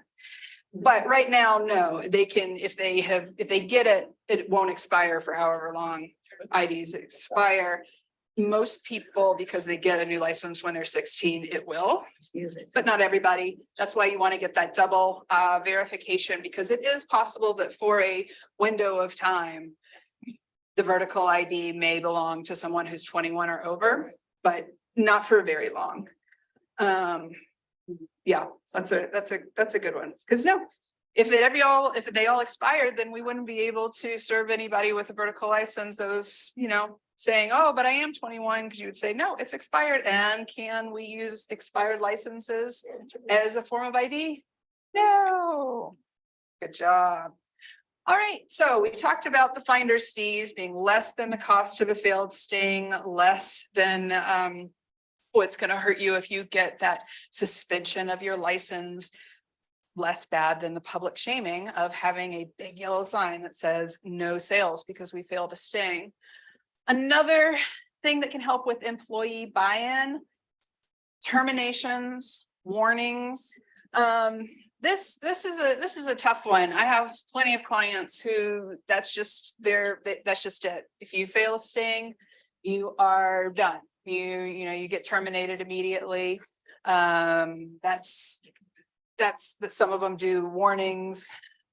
I think it's really good to have a sit down. You want to engage with the employee. You want to be able to learn, why did this happen? Why didn't we go through our business practices? If an employee says to you like, oh, I couldn't do the math. You can identify that there is a big gap in knowledge there. So have a conversation with the employee, but make it clear if you're going to use this as a punishment, something to get the employee buy-in, that it is upfront and clear when they're hired. And again, for the longer term employees, reminding them of that. Running the SAM search. We talked about this. This is I can't remember what SAM stands for, but it's the thing. What you got, Angela? Substance abuse and mental health. It's just their website. It's just substance abuse and mental health website. Thank you.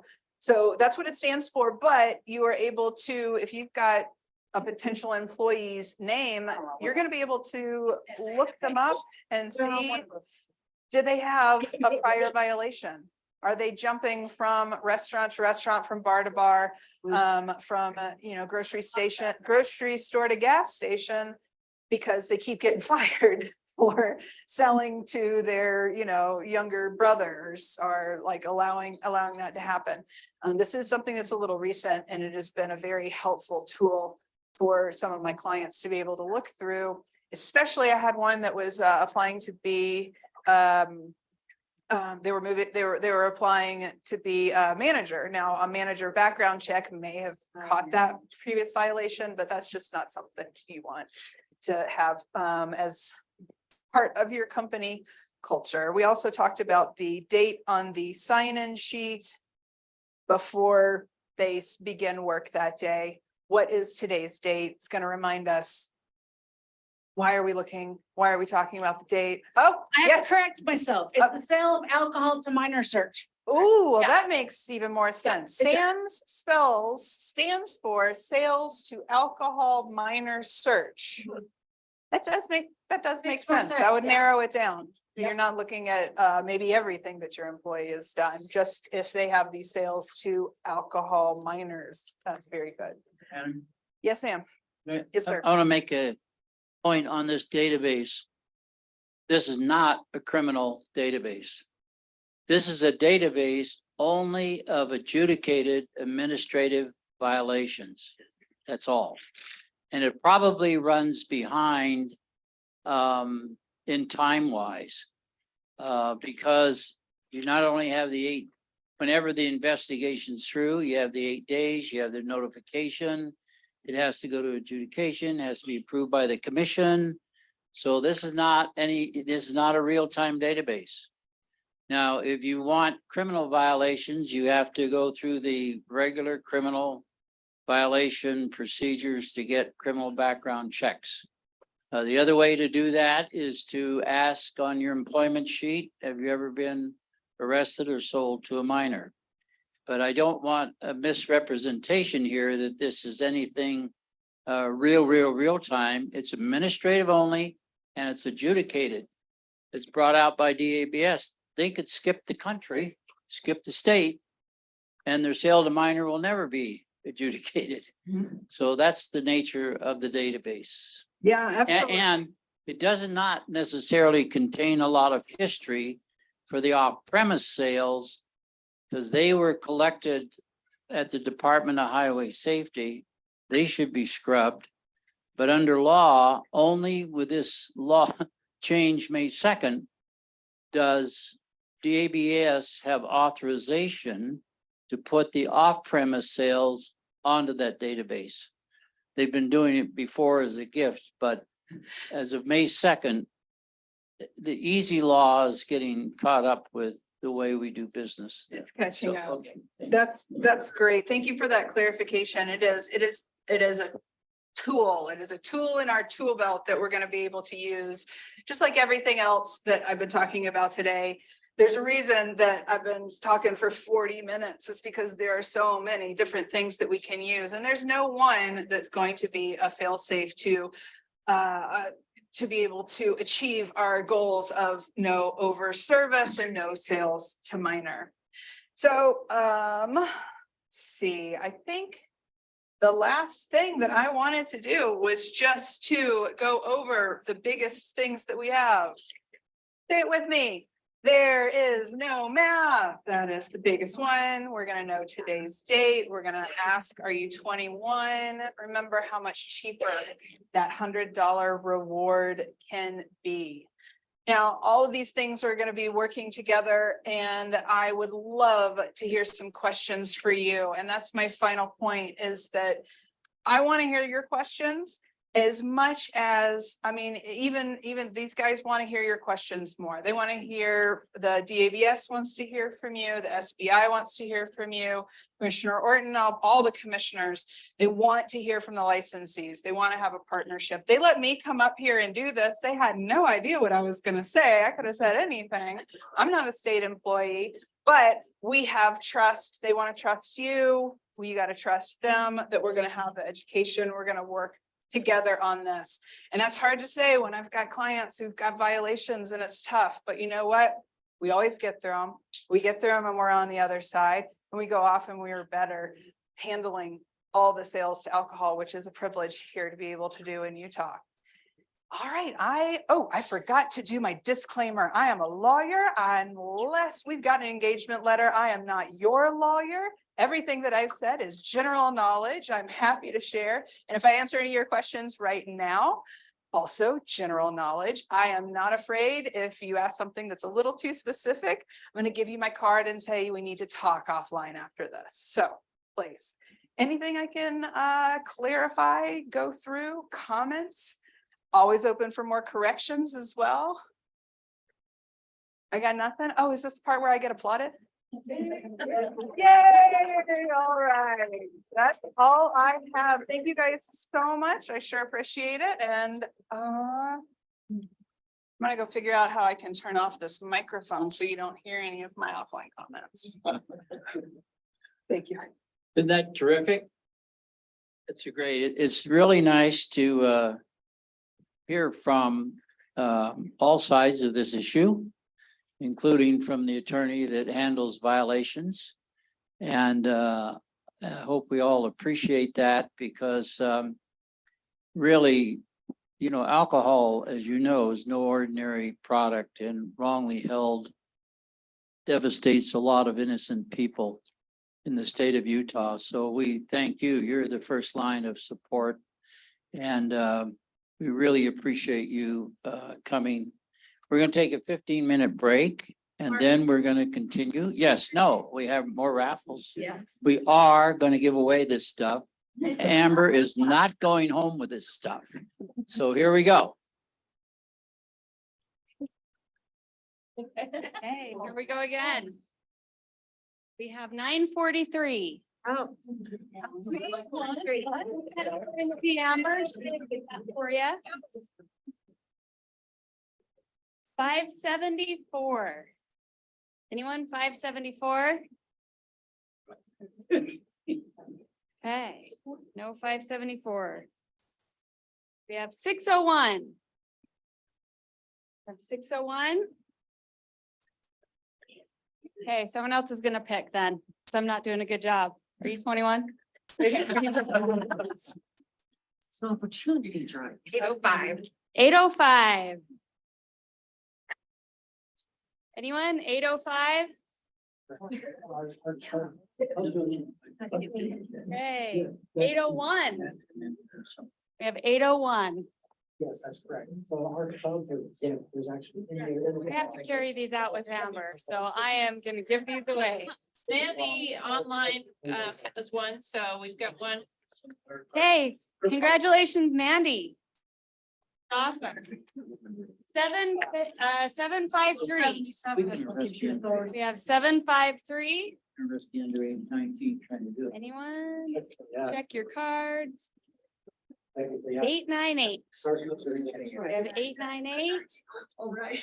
Awesome. Head over to the Amber. Make great night shirts, whatever you want to wear it for. 920, 920. Great, awesome.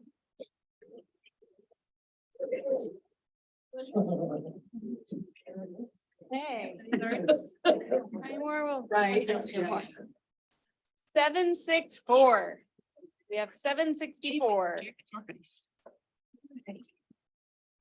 Okay. 588. Anyone in here have 588? Jennifer online's got 764. Awesome. Congratulations, Jennifer. You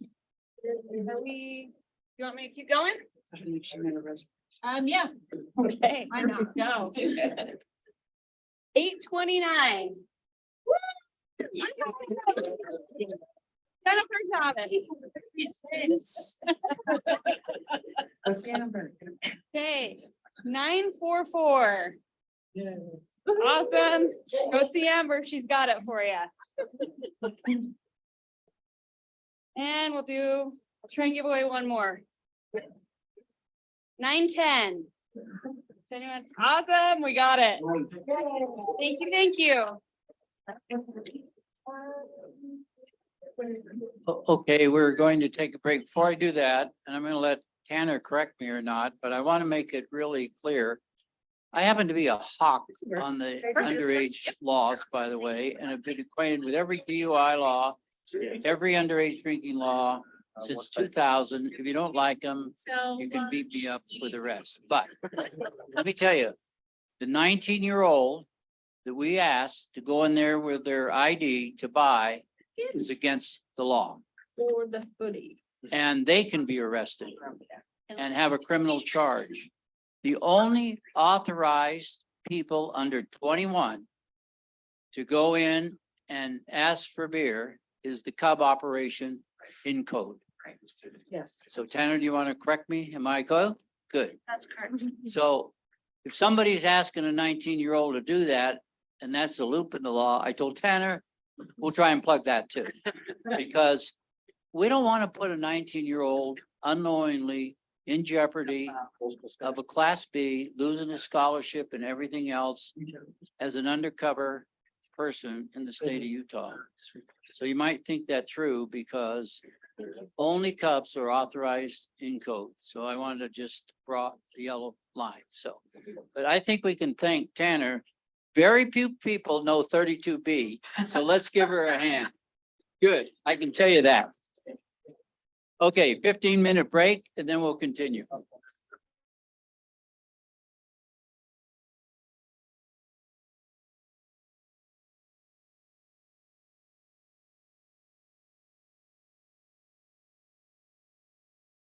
I'm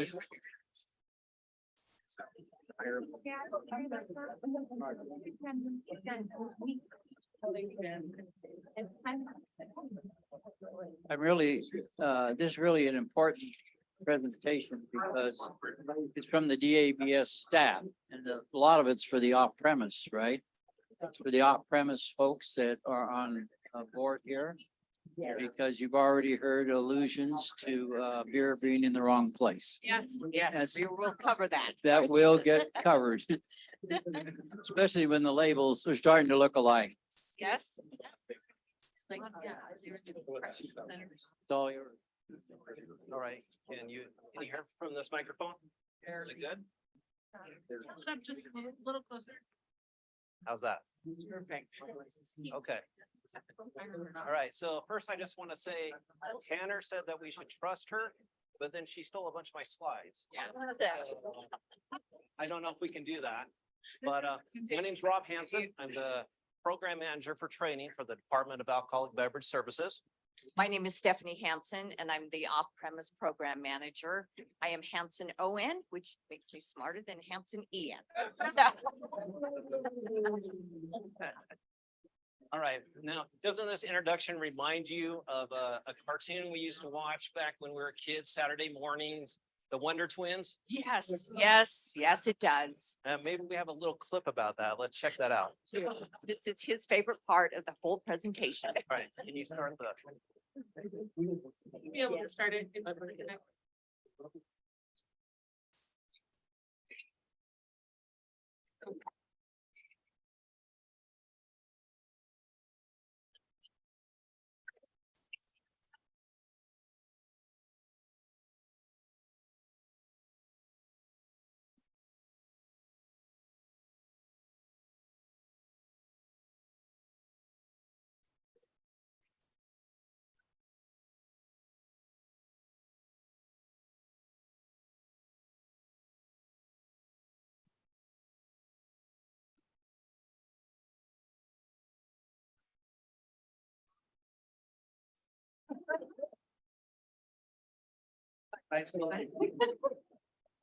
That was our whole budget.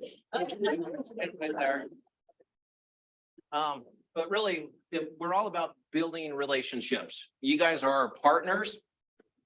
We have law enforcement, we have other government agencies, we have our licensees. You guys are our partners. And we did recently undergo the name change from the Department of Alcoholic Beverage Control to the Department of Alcohol Beverage Services. So services being customer service, we're all about services now. So I don't know if you guys have noticed, but I certainly have, since we changed to service, how much nicer Stephanie has been since then. I know. It's nice, right? But Noticeable change. Yeah, that's good. With you, with That's the good. whole organization, it's a big change. good. So Because noticeable. we really have been focused on customer service, building relationships. And as Tanner talked about, communication. Communication is key to building a good partnership. And so we want to know, keep those communication lines open. So as licensees, make sure you always communicate with us if you have questions. Make sure we always have good contact information, and definitely as licensees, know who your compliance specialist is so that we can always be there to answer questions. Yes, use this as a resource. We can answer any questions regarding any alcohol laws. And we're stuck. We can talk for hours, so. Right now. There we go. All right, so this is one of the slides that Tanner stole, but this is our new website. And so we have the licenses and permits. Actually, if you click on contact us, it has a section that says frequently asked questions right there. But under licenses and permits, it does have a list that comes down. And as licensees, you'd want to go to the applications retail licenses, and that lists all of the different licenses. And we encourage everybody to go to the handbooks. You definitely want to print out a handbook for your license type, because the handbook will have a summary that goes over the basics of your license, which is extremely helpful. And for on-premise licenses, we're going to come out once a year to do audits and inspections. And so I'm going to talk a little bit about this letter that we send out. And then Stephanie's going to really talk more about the off-premise licenses, because that's what she's in charge of. Now, unlike SBI, for some reason, SBI doesn't like to schedule an appointment to let you know they're coming out with the undercover kids. We do like to schedule appointments to let you know that we're coming out. So we'll send out this letter. This letter we'll send out like 2 weeks in advance, and it lists everything that we're going to be reviewing when we come out. We want you to have everything ready when we get there. We don't want to do a surprise visit. So we want you to have all this paperwork ready. So I'm going to go over some of these things that we go over. So the first on here is when we come in, we're going to ask for the alcohol and food menus. So we want to see the menus. We want to make sure that you list the price of all of the alcohol that you sell. And it's got to be that same price the entire day to everybody who purchases alcohol. And that way, there's not anything like if you buy this burrito dinner, you get this drink at this price. Alcohol has to be the same price to everybody the entire day, regardless of anything else that you purchase. So we're going to ask for that.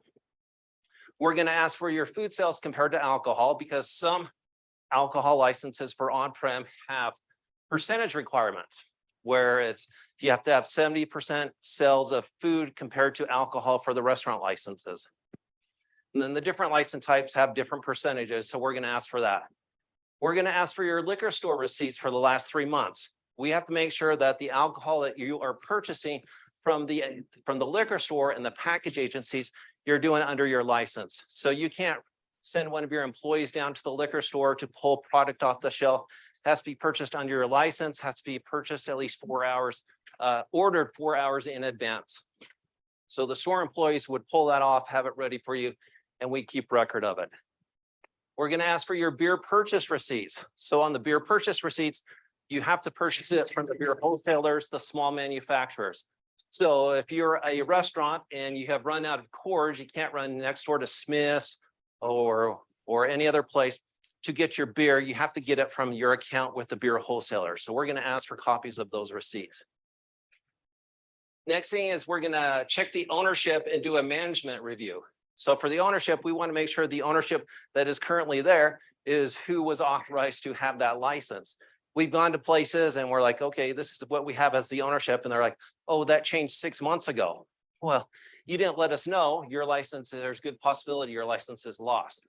So we check and make sure that that ownership is the same. And then we're going to check the managers. So for the managers, we want to make sure the managers have had their background checks, have taken manager training, and are listed there on the account. Next, we're going to check the floor plan for the alcohol storage. For the floor plan, we want to make sure if you're a restaurant and you have backroom dispensing, it's still backroom dispensing. I've done a couple of audits recently where we went to the place, we had it as backroom dispensing, and they had a visible bar. We're like, when did this change? Oh yeah, we changed this a few months ago. Well, it doesn't work like that. You have to get approval from us to put in a visible bar structure. And so if you have the 5-foot pony wall, you have the 10-foot buffer, it's got to be on the floor plan as approved. So we check that. For the storage, we're going to make sure that anything stronger than 5% beer is in lockable storage during the hours that you cannot sell alcohol. So 5% beer does not have to be locked up, but anything stronger does. So that means for the restaurants, it's midnight. Anything stronger than 5% has to be in that locked storage. So we check that and make sure it's actually lockable. We've had people that have a big bar structure and they have all of their alcohol on the back wall. We're like, okay, show us how it's locked. They pull a little screen down, lock it at the bottom and say, that's locked. I reach behind the screen, pull out a bottle, like that's not locked. So it actually has to be lockable storage. Next, the electronic scanning device. So we've talked a lot today about the electronic scanning device. It is required for bars and bar clubs and taverns that if you appear 35 or younger, you have to be scanned upon entrance. That's a requirement of the license. For the restaurants, you have to have that scanner if you have a visible bar structure, that's your mixing zone. So if you have the 5-foot pony wall, the 10-foot buffer, you have to have a scanner if you have seating inside that 5-foot, 10-foot area.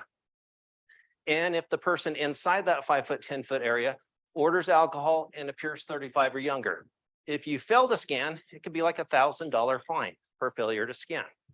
So yes, we've had law enforcement undercover go sit at a bar structure in a restaurant and order a drink. Bartender comes up and says, let me see your ID. Officer takes it out. It's like 28 years old. They serve him a drink, but they failed to scan. It's like $1,000 fine. So if you're required to use the scanner, make sure you're using the scanner. When we come out to do audits, we'll say, okay, show us your scanner. So they'll get the scanner out. And then I always like to take out my ID. Some specialists like the other people to take out their ID and scan it because they don't want to tell them what their age is. But I'm fine with that. And so I have them scan my ID. And I've actually had when they scan my ID, it came up with the wrong date of birth. And it's just because they didn't set it right on their scanner. So my card was correct, but you got to make sure your scanner is set right. And so we have them scan the IDs, make sure that those are working. And then the IDs that don't scan, we make sure that they have that book where they're writing down the information and keeping that. And I've seen more way past 6 months. We've gone to some and they've been like a year. So we get them to fix that. Server training records. So we verify that they have the certain training records on the premise. So now they're all 3 years before. It's not always easy to tell because those certificates, they're from so many different companies and you're just trying to find the dates on there. And so we'd see the 5 years for the off-prem or the 3 years for the on-prem. So it's gonna be nice that they're all 3 years now, but we do make sure that those are there and those are current. The insurance. So the on-premise licenses have to have the liquor liability A-Corp certificate. So those list the name of the place that has the license, the address, the location. It lists the liquor liability, the 1 million per occurrence, 2 million in the aggregate, and lists the DABs as the certificate holder. So that is required to have the license. So we check that. The city business license. So to have a license with us, you have to have a local current city license. So we want to make sure that that is there and posted. We want to make sure our license is there and posted also. So we check those. Printed list of liquor. So unlike the menu that has the prices, if you have a license that lets you sell liquor, such as the full restaurant or the bar license, you also have to have a list that lists all of your liquors that are metered. Now that one does not have to have the prices, but that one has to be posted. The one with the prices just has to be available if a customer asks for it. But the one that's posted has to list, these are all of our meters. These are all of our liquors that are metered. And you don't have to have the price, but it does have to be posted. So if it's already on that menu that's out, we consider that posted. But if you have to ask for it, it's not posted. All right, signage. So for the bars, they have to have a sign that says bar nobody under 21 allowed. So they used to have to have a sign that says this is a bar, not a restaurant. The restaurants used to have a sign that said this is a restaurant, not a bar. They did away with that a few years ago, and now the bars just have to have a sign saying this is a bar, nobody under the age of 21. We have a copy of that later on in here. We check and make sure that they have that responsible alcohol service plan. Aaron talked about that earlier, that's your plan that you come up with to make sure that you don't sell alcohol to minors. and that there's no over service. We check and make sure that your entity that owns the license is current with Commerce. So we make sure you have a certificate for that. In order to renew your license, in order to get a license, you have to have your entity current with Commerce. And then one thing that we've really been focusing on lately is we go in and if you sell liquor, we're checking your pours. We're making sure if your main pour is an ounce or an ounce and a half, we're having you pour it into a device and showing us that you really are doing an ounce or an ounce and a half, that your metering has been updated, calibrated recently. Okay. Okay, for off-premise, before we begin, I would like to introduce two members of the off-premise team. These are the ladies that you're going to be seeing out pounding the pavement. We have Shannon Donahue and Jen Jones. So if you haven't seen them, you soon will. We are out. And as they go out visiting the premises, they hand out easy pamphlets. And now we're going to be handing out this poster as we come out. If you don't have it, if you would like it, we'll be taking all of this information with us. Now, the OP audits, we focus on a lot of easy training, make sure the servers and your employees have training. We make sure you have the signage, which we'll get into later. Sorry. And then basically, oh, yes. Somebody online asked if they could see the team. Will you guys go in the? Oh, stand up. Come up, let's see the team. Yes.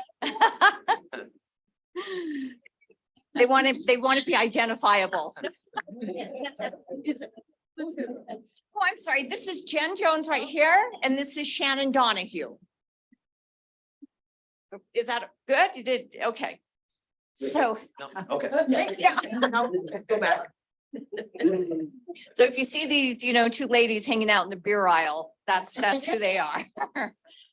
And one big focus when they go out, and when I say hanging out in the beer aisle, they really hang out in the beer aisle. And we take pictures. Yes, they do take pictures. And a lot of times when we're out there, if we're hanging around there too long, someone usually comes over and, can I help you?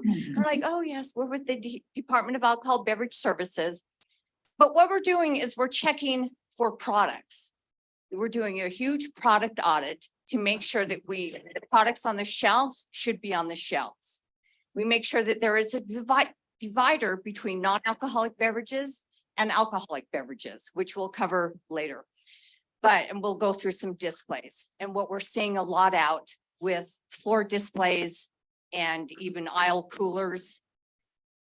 Actually, I'll just cover that now since we're here. What we're seeing in the displays is a lot of non-alcoholic beverages right next to the alcoholic beverages. We went into a couple places, they've had water right next to the alcohol beverages, and those are floor displays. It's usually not in the cooler or the aisles, it's on the floor displays. So when we're there, we go to the manager and we just do a walkthrough and we'll ask them, we'll tell them you have to have an aisleway or you have to have separation and signage. So our audits are a lot different than the on-premise audits. But we both use the same website for the server training. So we have that on our webpage, and we have the on-premise where it takes you to the Department of Human Services. They have a list of the private companies that are certified to teach the class, and then the off-premise. So just remember your license type to take the correct class because they don't cross over. And one thing, the off-premise just went through a renewal period, over 1,600 licenses. So I'm sure you were contacted by us to make sure we had the current managers, to make sure all the managers have had training, and to make sure the current entity that is licensed is current and active. These ladies have a big job to do, and they're doing a great job. So this sign, these beverages contain alcohol. Please read the label carefully. This signage must be posted where the alcohol beverages are. So if you have an aisle of beer, please make sure it's posted along the aisle. So one signage is not going to do, absolutely not, for a whole aisle of alcohol products. and the signage can always be larger than what this is. And we have this on our website. We also take this out when we go visit the off premise. So, and we also take a handbook out. So we're making sure that you have everything that you need to be in compliance. And I do have to say, we've seen some really good signage. I have to say Rancho Market has large signage all along their aisles. So we really appreciate that. But I would say this is probably the most common mistake we see when we go out to do the off-prem is they have signs that are too small. And so when we point that out to the licensees, we're always told, well, the beer company gave it to us. We're like, well, the beer company's not going to get a violation. You would. So you're responsible to make sure it's the right size. And so this is available on our webpage. But yeah, you can't just rely on the beer companies to give you the signs. They have to be the right size. And that's why we always take a copy out, and a lot of licensees will just use what we give them. So let's go over some displays. This actually, some of what we're seeing is we have beer. Everything is really labeled on the coolers, which we really like to see. But also on here, you can see our signage right up here, and it's on every cooler door. So we really like to see that. We applaud that. But in this case, these signs are the too small of size. I don't think they are. Sorry. Those were correct size. Okay, Oh. yeah, Those were. it's the picture. Yeah, Jen, when they went out, I asked them to take some pictures. So Yeah, so they had the smaller ones there before, so I guess they fixed that. I think that's in the Okay. picture. All right, and then go to the next one.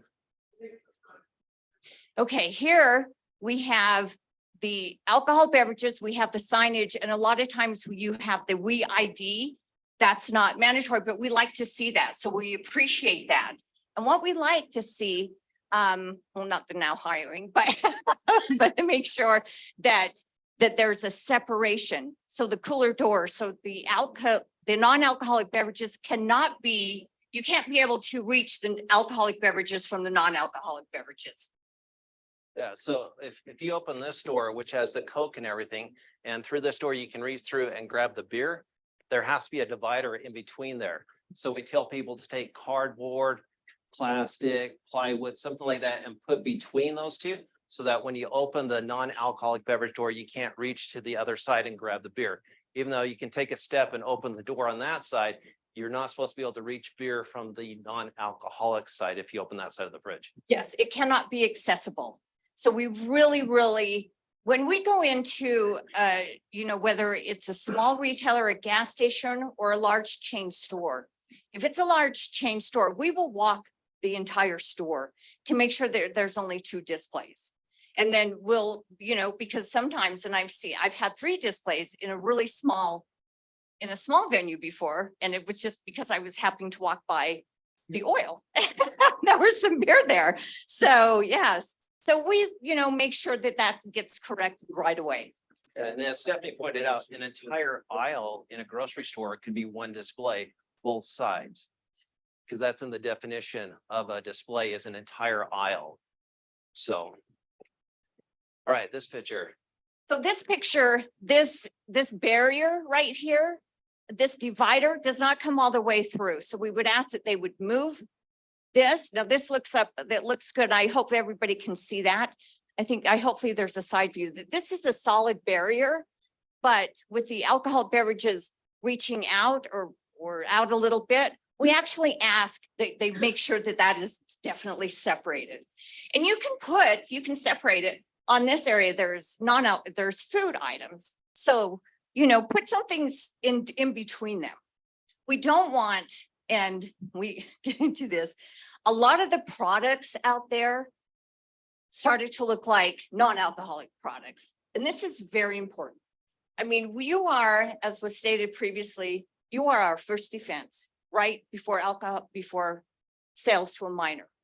So the products out there, antioxidants, vitamin C, anyway, I mean, it's just amazing that we see so many products out there that you couldn't really tell it's a beer. So we actually make them or have them do extra labeling in Utah. We actually have them put contains alcohol, and it has to be on the front of the label. And these ladies check, when I say they're hanging out in the beer aisle, they are checking products. They will pull products and they will take a picture, and then we make sure, we'll go back to the office and make sure it's approved product.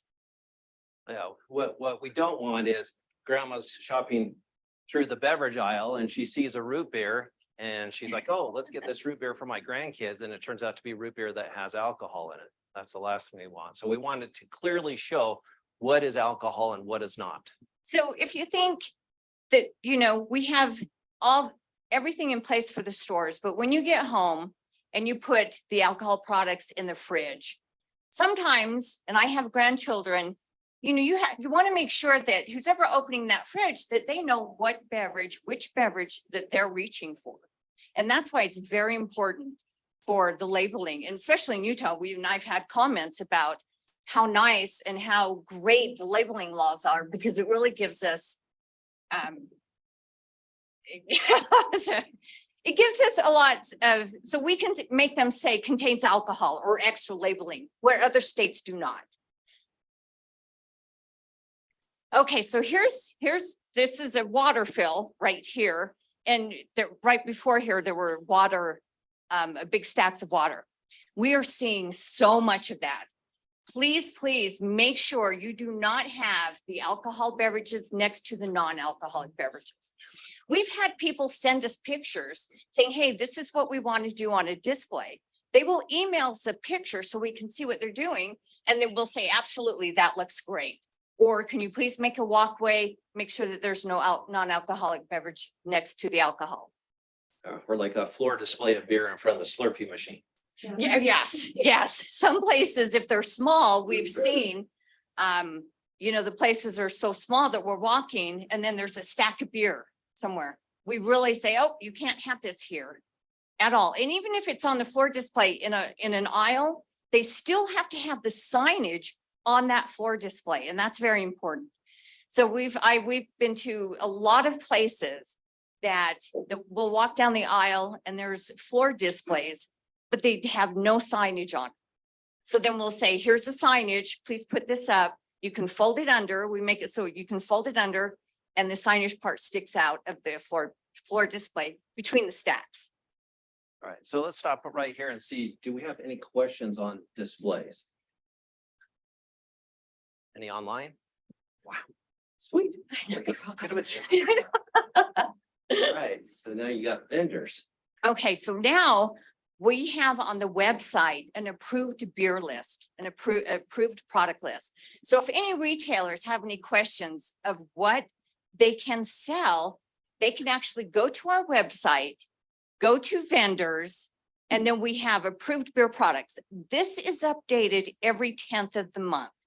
And the reminder, 5% and under. They can find this on the website.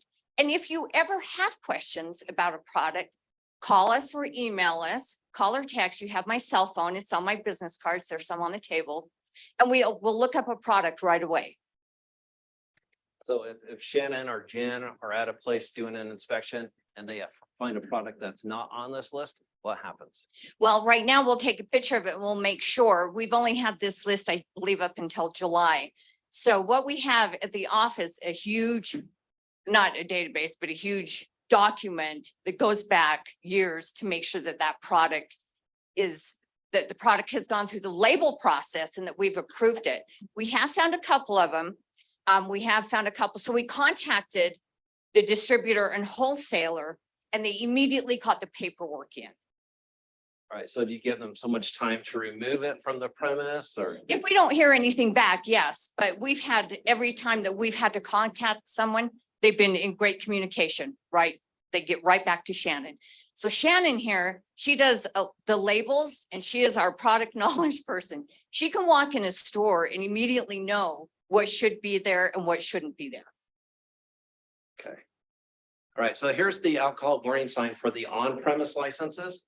So when we first come in, we make sure that you have this sign posted and it has to be posted in a prominent place.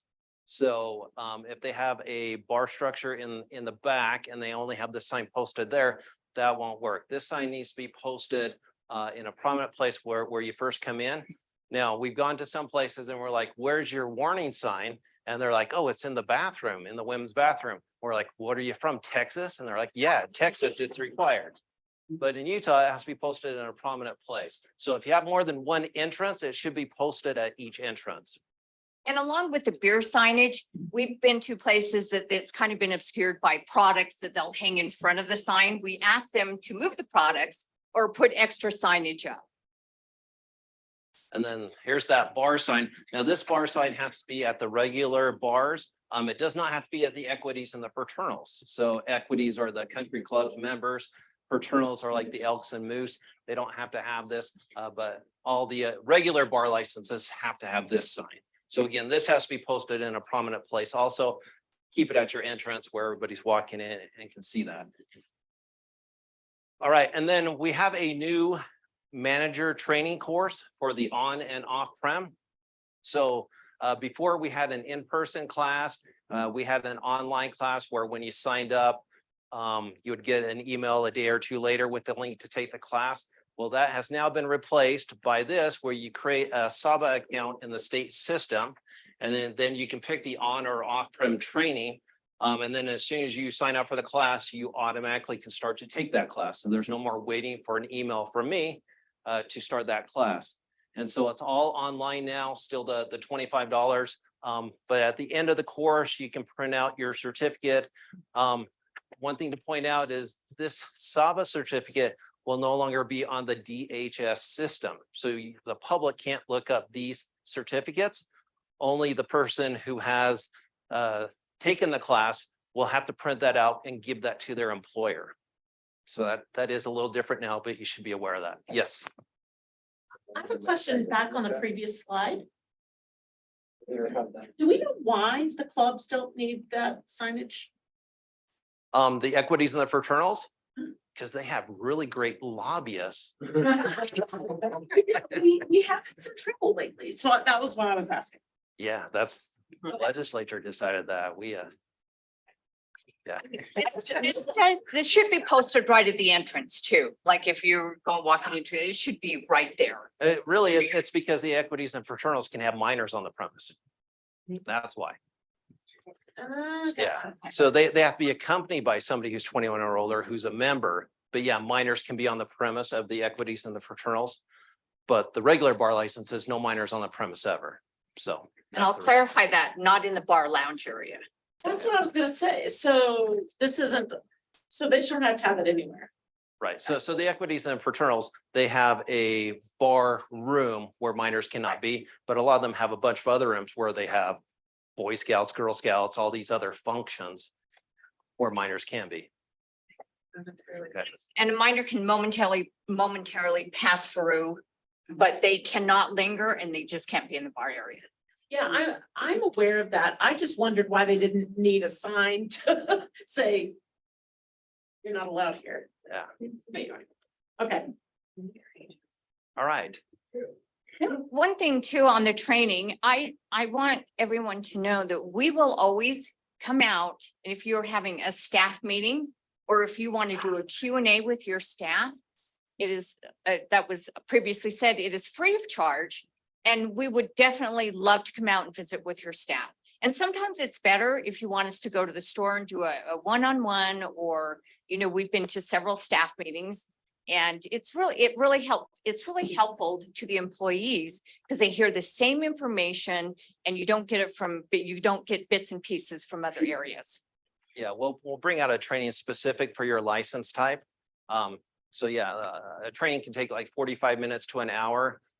But yeah, your employees are your frontline defense, keeping you from getting violations. And a lot of times they have really good questions, you know, on pour sizes, drink combinations. Some of them might have worked at a bar and aren't used to what you can do at a restaurant. So if you're just starting out, or you have high turnover, or just once a year you want a training from us, definitely have us come out because it's free and it's great information. Yeah. So real quick, so you're saying that soon I won't be able to see the manager's server or the manager's training records anymore? The manager training records will not be on the DHS system So- for those who have taken the SABA training since February 1st. Those who took it before will have a copy of the manager certificate. they are gonna be notified, they need to still have copies of that on premise They because still have to print that out and have it We on have- premise. massive issues doing overts on managers not having access to that. So if they're not printing that out or have PDF forms, we will refer them. Because we can't find it, you don't have proof of it, we're gonna refer you. Yeah, now that's just the manager training certificates. The server trainings will still be on there. Yes, And managers have to have both of those we've certificates. we've been running into a lot of issues with managers not having one or the other. A lot, like Yeah. literally writing a report right now.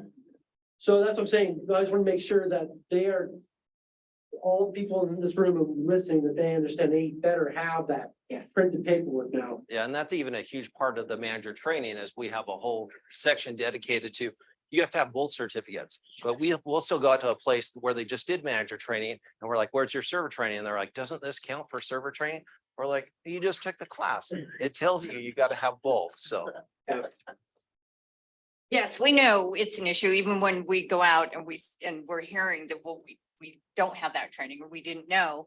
And it's like, oh, yes. So yes, and that's why we hand every brochure out. We send them links. We're definitely trying to say, this is one thing that we're looking for. You have to have verification of that training on site. So, and name badges. We're seeing a lot of cashiers not wearing name badges. I had to divert for a second. So please have a name badge and please have the employee certification. They're ready for us to view. yeah, I think we see the no name badge more at the off-prems than the on-prems. Yes, yes. Yeah. Definitely. Missing more. Missing Missing more of more. the name tags, yep. But it could be up to a $250 fine for not having a name badge. So I think the first time they do it as a warning. It's a warning. But you can, you don't have to have a name. You can have a number that that was previously discussed earlier. And again, please contact us. This is what we're here for. We're here for a resource. We want you to be in compliance. We don't want, and I know you don't want, to sell or serve to minors. And if we can help in any way, please reach out to us. Yes. That was our last slide, so Yeah. bring on the questions. With the name tags, is it first and last name or first name only is sufficient? First or last. It can be anything that you would like it. Give you a you can nickname have a too, so they number. can, maintain some Yeah, privacy. you if they just want have to have a list saying, these are all of our employees. These are their name tags that match up to the name.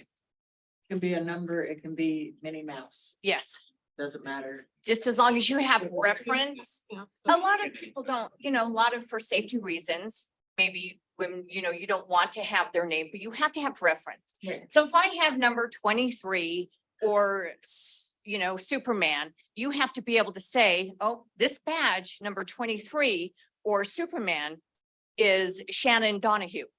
She's that employee. So you have to reference what that name badge is or who it pertains to. That our time. That's Jill Sorensen, by the way, if anybody. Sorry. Any questions come in online? One of the participants said that they didn't get a chance to see the team. So they asked if they would come back up. Sure, at the come on up end. and come and stand up front so I we can think if see we you. could Take the screen share off. Something, they were saying there was an issue, they couldn't see them earlier. Please, why don't you go ahead and introduce yourself? I'm Jen Jones. I'm Shannon Donahue. In here. And they have ID badges and cards wherever they go. They will make sure that they leave their contact information. And we'll put our cards up here on the table with Stephanie's also, if you want to grab one on your way up. And they are 21 or older. They don't look like it, but they are, yes. Someone online said, nice to meet you. Nice Oh, to meet you too. nice. I never get that, but anyway. Everybody loves you. Okay, that's very nice, very nice. Do we have any questions? Okay. All right. Well, thank you.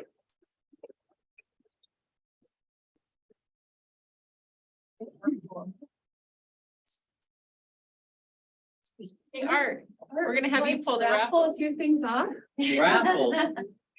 I want to thank the staff. What a I think you see in this presentations, they're really making an effort, so everyone understands from A to Z what's going on with this sale of alcohol and how important the first line of defense really is. And this product placement in the store is no idle thing, by the way, because we have had people pick up certain brands that they don't even know they're getting. It gets in a cooler and it gets with kids, and we've had complaints before. So what they're doing is not being nitpicky. They're really trying to keep people who want alcoholic products get it, and those who don't want to pick it up don't get the alcoholic product. So we're having numbers. Yeah, Oh, pick 5 of them. 5. You read. I will not read. 795. 795. Okay, next one. We're gonna go fast. 908. Where do we get these numbers from? 921. 921. 921. Okay. How many are we giving out? 5? Yeah. We're gonna try and get 5. Okay. 784. 784. 743. 743. Okay, perfect. 745.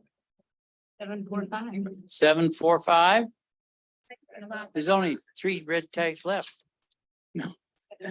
763.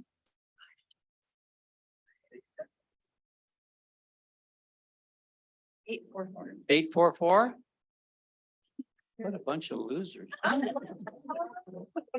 Oh, we got a winner. Finally got a winner. It's International Women's Day. Hey, that's great. Give her 2. 823. 823. Oh, another one. Okay. 934.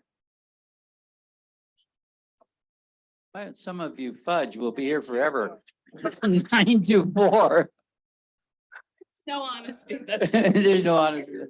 We'll have a compliance check here. 837. Oh, there's another lady. Yeah, nice. Good. Oh, what's that? 816? 816. Oh, Yeah. yeah. Oh, you won one before. I did. You should try somebody else. How did you stack? You've got 2 already. Oh, wow. 931. How many have 1, 2? Are we gonna keep going? Let's do one more. One more. This is it. Oh, wait. 808. That's number 2. Hey, oh. It's good to stop on a winner. Yeah. Everybody likes winners. Well, speaking of winner, we're down to the last lap. So glad you're hanging with us, and we're going to hear from the person. I don't know about the separation of powers here. She's got all of the awards plus the DLD. So thanks very much for coming and giving the last presentation. Good. Okay.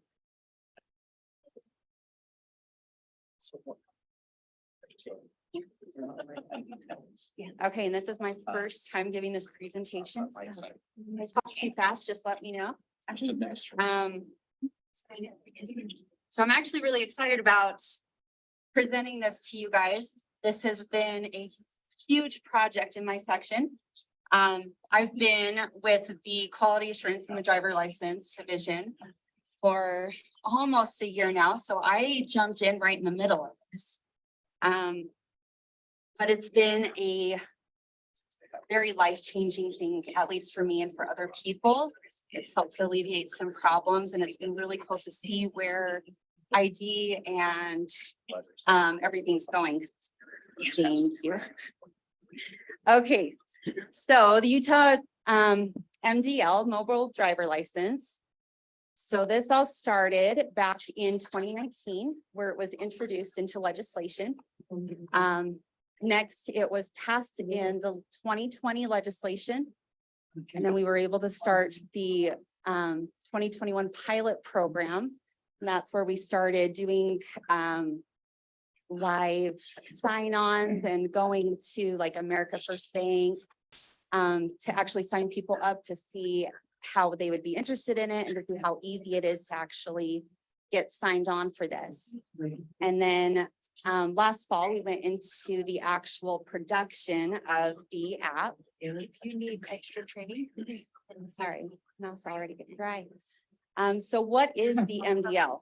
So an MDL is is an actual digital representation of your driver license or your identification card.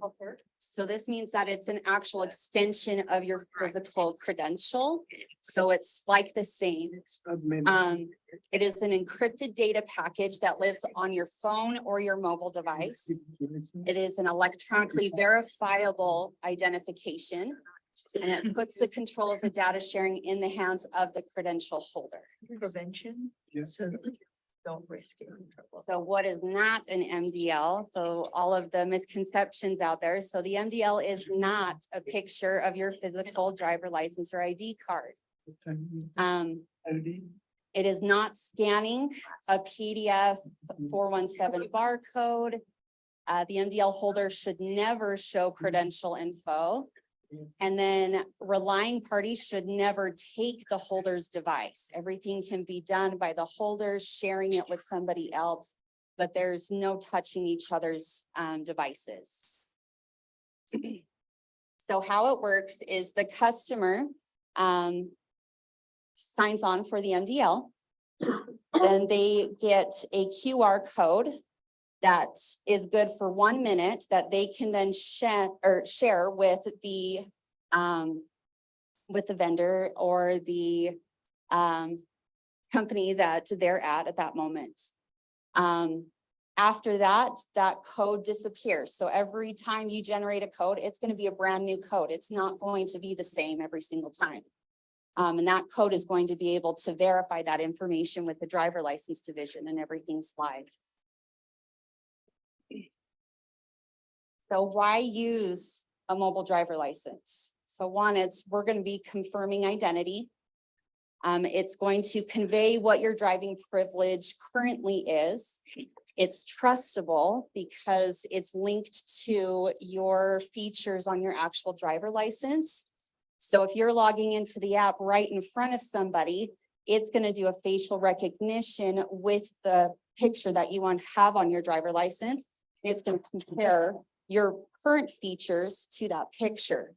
So anyone else that tries to do it, it's going to come back saying that they're not going to be able to log in. So it's interoperable. And then it's selective info release. So you can actually choose what information you're going to release to that person. So we've got data minimization. So you're going somewhere, the only thing you need to prove is ID or your date of birth to prove that you're over the age of 21. It's going to allow you to limit your data so you're not providing your license information. And all it's going to do is show them that date of birth or that you've met those requirements. Everything is remote management. And then it also works offline and through Bluetooth. So if you're in an area where you don't have very good coverage, the app is still going to be able to work through your phone and be able to generate that code. And then somebody else is still going to be able to receive it, even if you are like SOS service or airplane mode. So is an MDL better than a physical credential? And really that's depends on you, depends on the person and what they want as reliable. So to me, it is a lot better than the actual credential, because if I lose my credential because I have kids who decide to take my wallet and it's gone, or it goes down the toilet because my 3-year-old likes to take everything swimming and have it disappear, or you're out camping, you're fishing, all of a sudden you drop your wallet into the lake. It doesn't matter. You don't have to go get a appointment with the driver license division to get a new credential issued. It's all right there. You just have to log in and then you're good to go. It's also able to maintain trust because you don't have to think of, is this somebody else's credential? If the app is not able to verify that it's a valid credential, then we're not going to accept it. And it's going to come back with a bad response saying that it was not verifiable. We're also looking at more assurance. We're able to see real active, real current standings on your records. So like your current credential, you have your address printed on your credential.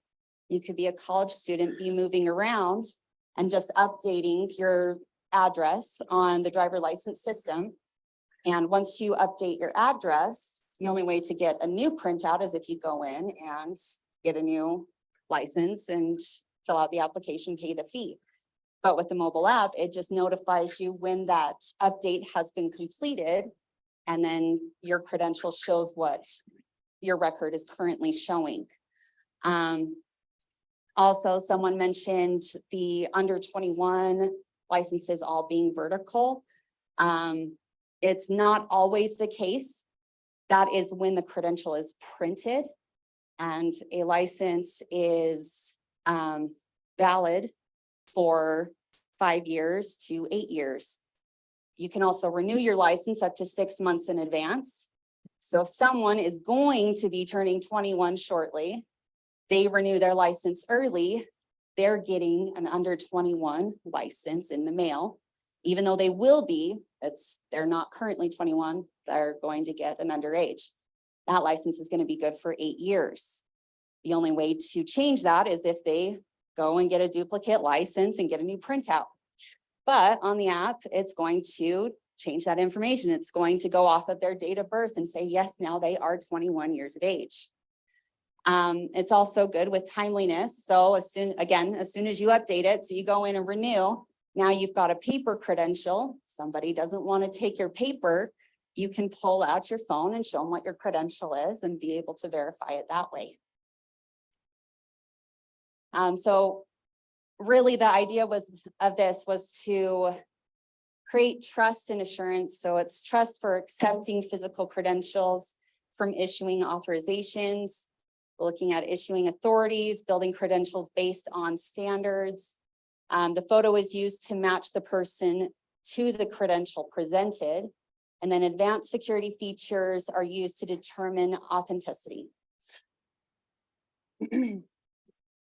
And then who else is using MDL? So this is going countrywide. We have a lot of states that are now using the mobile DL with the same company, the same vendor we're going through, which is GET. And then we have a lot that are currently working on legislation to get it up and running. Just as a note with us, so we've been in production since 2022 and we just got on with TSA. So even TSA is looking at making this a nationwide approved document to present when you're going on your flight.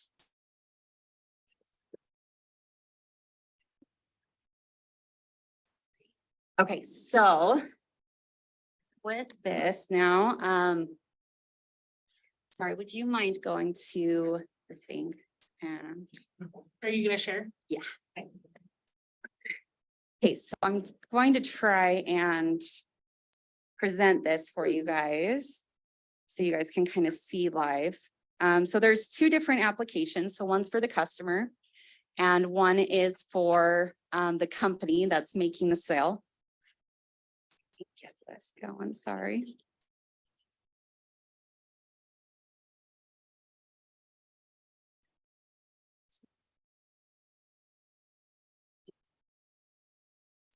There we go.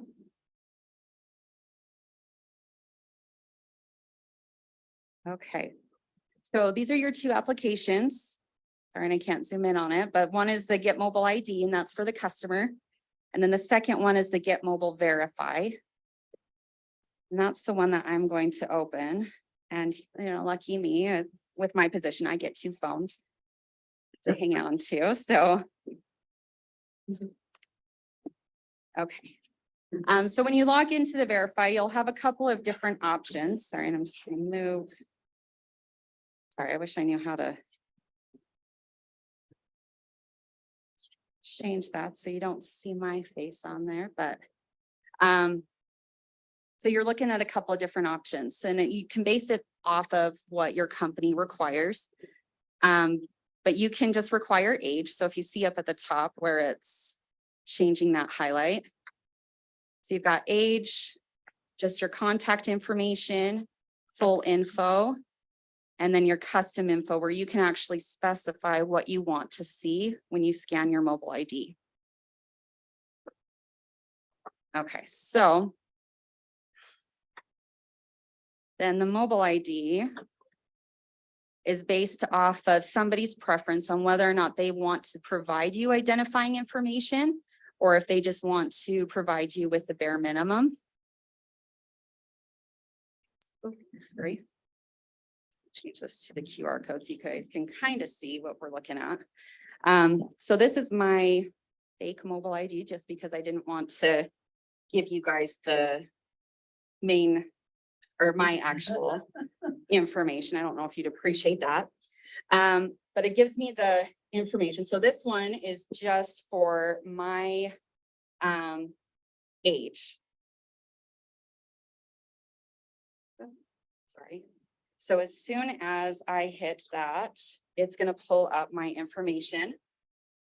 And I specified it to go off of somebody who's under the age of 21, just so you guys could see what it would look like. But it doesn't give all of the license information. It just specifies that I'm under the age of 21. And then down at the very bottom, you'll see a green button. And that is where the app is actually verifying that it is a true credential issued from the driver license division. So once you verify that, so we close it, and that's one log. So now I'm going to show you what it looks like without a verifiable. So this one is just a picture of a test one that I had used before. So don't judge on the picture, you guys.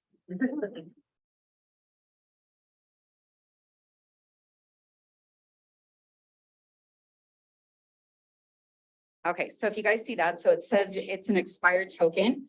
So this is if somebody, say, just took a picture of their credential and then deleted the app, or their credential is no longer valid. It will actually come up with that expiration date saying that it's no longer a verifiable document. You can't make the sale. Now also with this app, and just to make you guys aware, you can scan a regular barcode off of a driver license, but the difference is it does not actually verify it with the system. It's not verifying that it is a correct document at that time. So if we pull up the barcode, I've got a couple different ones. So it pulls up the information. So it's saying what the name is, the document driver license number, and then it gives a couple of other information. And then down at the bottom, it just says that it's not available because it's not actually a credential that can verify with the driver license division of being accurate. So just as a side note, at this point, like you can verify that that is the information from the barcode, it matches. But in this case, so this was a driving privilege card, which is one that's not used for identification. They also would never be able to get an MDL because it's not verifiable for identification. So at that point, it turns back to the person who is making that determination of whether or not they're going to accept it. All right, I think that's all I've got. I got that stopped. Um.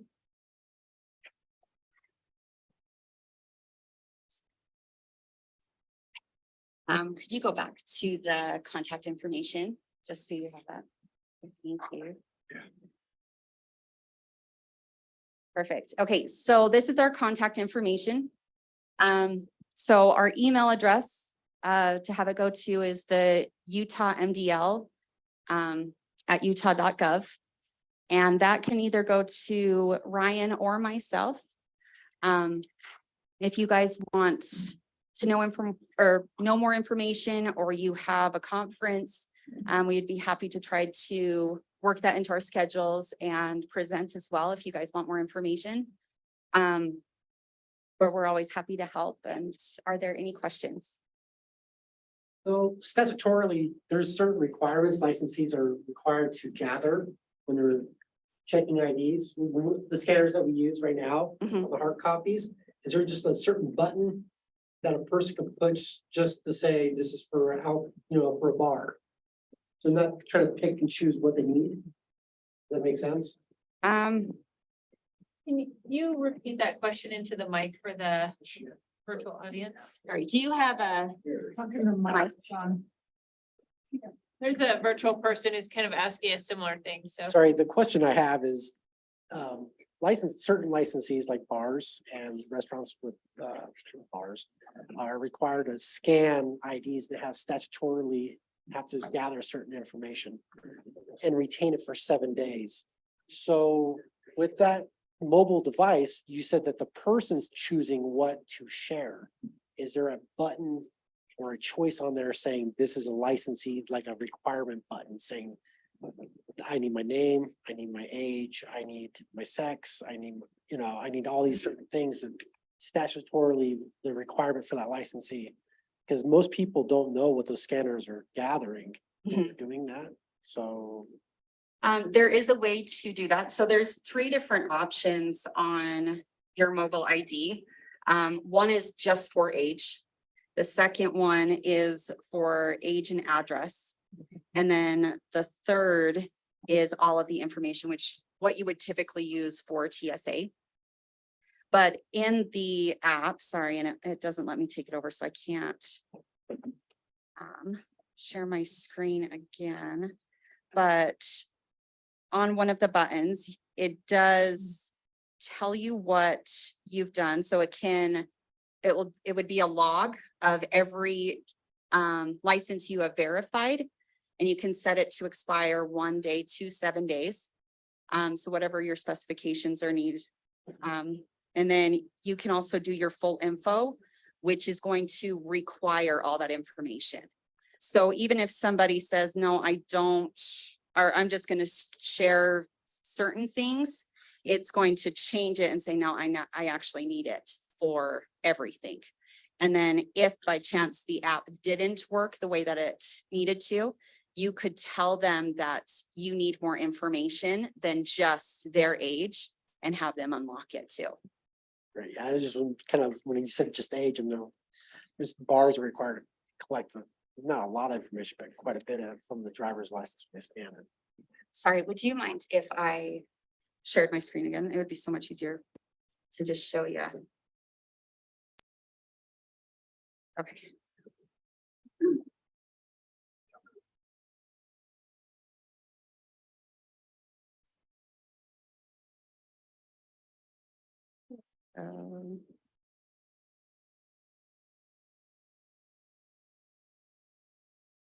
Yeah. They're using their personal information, using a. Okay, so up at the top, you'll see that I have that full info highlighted.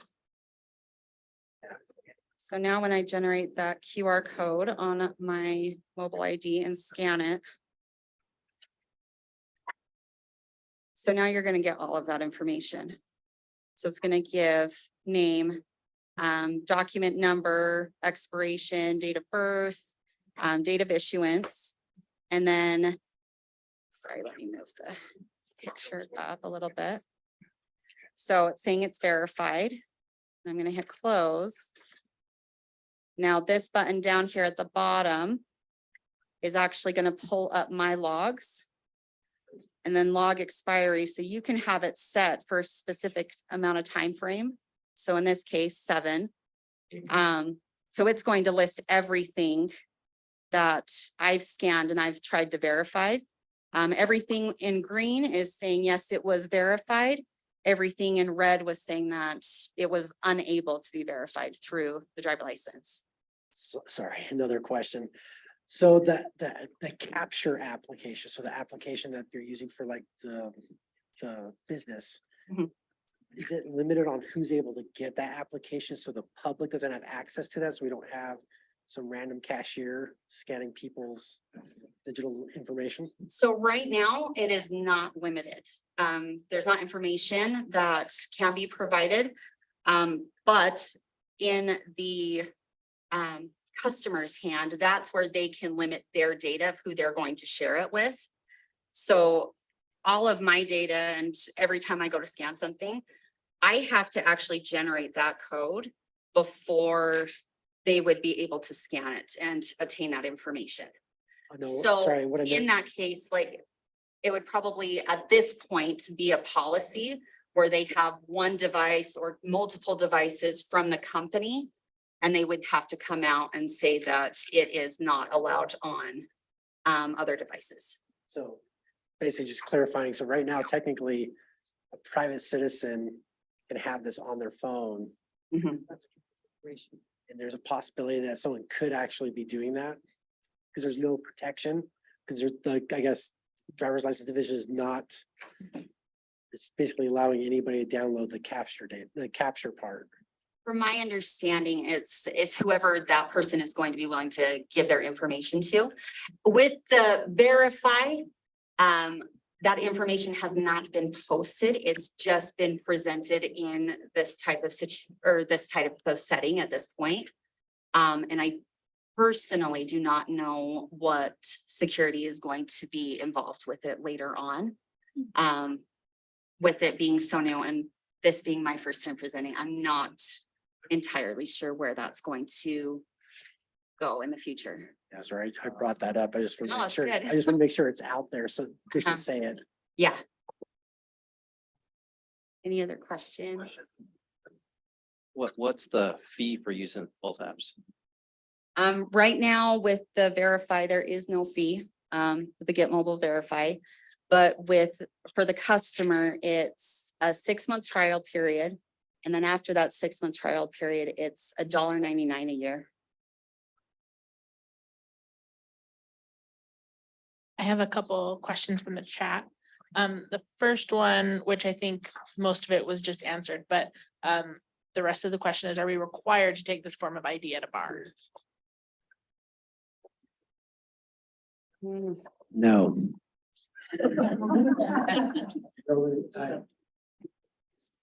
If you have the application, you can accept it. If you don't, you don't have to accept it. It's interesting. I don't know about everybody else, but at least like in our situation, it's a company can refuse to sell if they are not comfortable with the application. They have a right to make that decision that they're not going to sell unless an actual physical ID is presented at that time, because it's going to be something more reliable that they're used to looking at. They're not used to looking at that. I could see why they would not want to do this. Okay, and then the next question is, can you ban people in this program? This person's current scanner keeps an ongoing record and flags people that aren't allowed in. Sorry, say that one more time, so I'm making sure I'm understanding.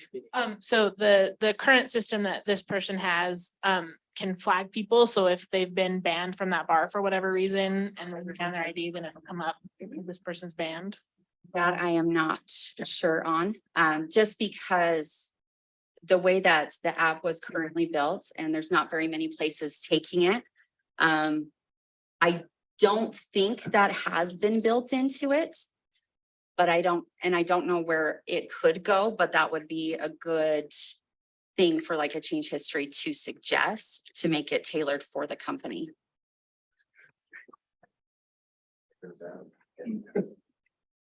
You won't send Cubs out with this digital ID, right? Never know. Well, that brings to the next question in the chat is, will this eventually be the standard identification in Utah? I doubt it, just because there are citizens that can't obtain a mobile DL. You've also got people who have physical disabilities who would be unable to work that type of credential. And we do want that credential to be in the hands of the owner, not released to somebody as a caretaker or something else in place of. So I doubt it, but it is an option to be able to use it. So if you don't feel comfortable having all of your identification out for like an airline, then TSA accepts it and you would be able to use your cell phone while you've already got it out. And then you can risk that chance of losing it there, or have the option while you're waiting for the hard copy to come in. So there's a couple of different options. Yeah. Question. Just want to make sure this is only to verify a Utah ID. This does not work for any other states, correct? I have not tried another states. There are states who are working with Git to get their mobile ID up and running. From my understanding at this point in time, it only works for Utah credentials. But if it is the same vendor, I could see the possibility of it working to verify that information. I'm just not sure. Just because if it's accepted with TSA, which is national, so it would work regardless of where you're at, whether it's Utah or other TSAs across the country. At that point, you're going to be looking at multiple types of IDs, and they would need it to work for different agents or different jurisdictions. So I could see it working.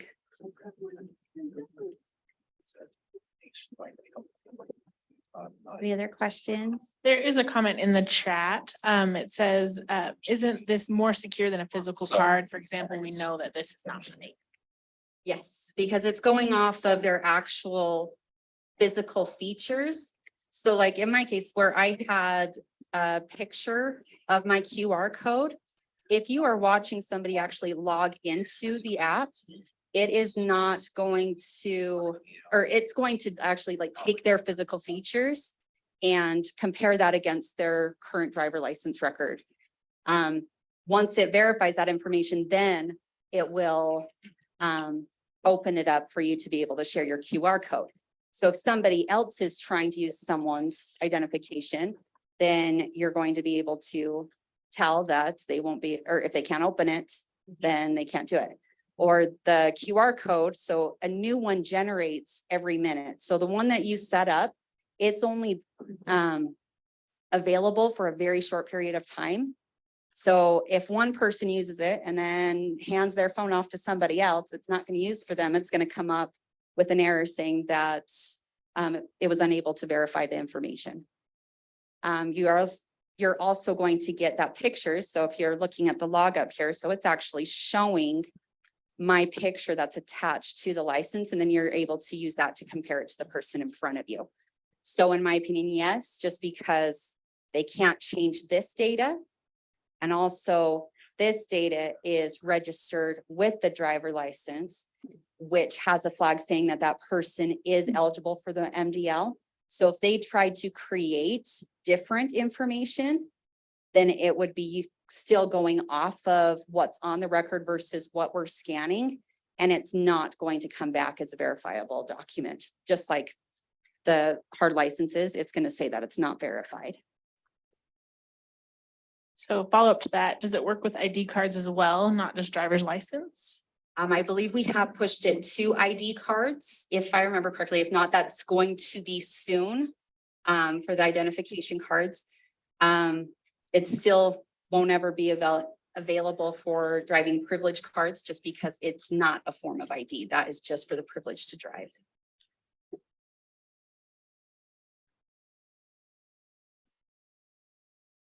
So the QR code is available for 1 minute. Is it like a one-time use? It's a one-time use. So every time you click to share that information with somebody, It expires when you click it again, it's gonna come up with a brand new QR code. And then I have one other question. So clearly, we heard that there's people who can obtain a driver's license fraudulently. So we're not gonna know that. We're just gonna assume that the driver's license division has done their due diligence if we're using this, and assume that it's who it is. Yes, so it does not happen very often. And typically the record holder has already notified if a case has started that like they've lost their wallet, they're starting to see identity fraud. And they'll start a hearing process with the division and have it redacted. So if someone was issued that fraudulent card, they signed up for the mobile ID and it did work. They were able to successfully sign up. We do the investigation, show that it was fraud, we remove it. And the other person had a verifiable mobile ID. You would be able to see that it was a completely different person. You'd see two different pictures that you would be able to tell that they were not the same person. And then just because the app, it's going off of what your current record is showing, not just what was printed at the time of printing. So that's really what's going to be the best thing. Also, if it was where they were providing fake documents, again, I have never seen somebody obtain it with fake documents, but I'm not, with a birth certificate, there's no picture because it's a birth certificate. Someone shows up and they have those documents. Again, it could start a hearing and then that credential would be canceled and they would be unable, it would show that they're inactive. It was not a verifiable document. All right, I hope that answered your question. All right, any other questions? Perfect. Well, thank you for this time. I really appreciate it. Well, for the first time, isn't that amazing? And she's got the electronic future, our all tied up. She is the person. Thank you. Very good.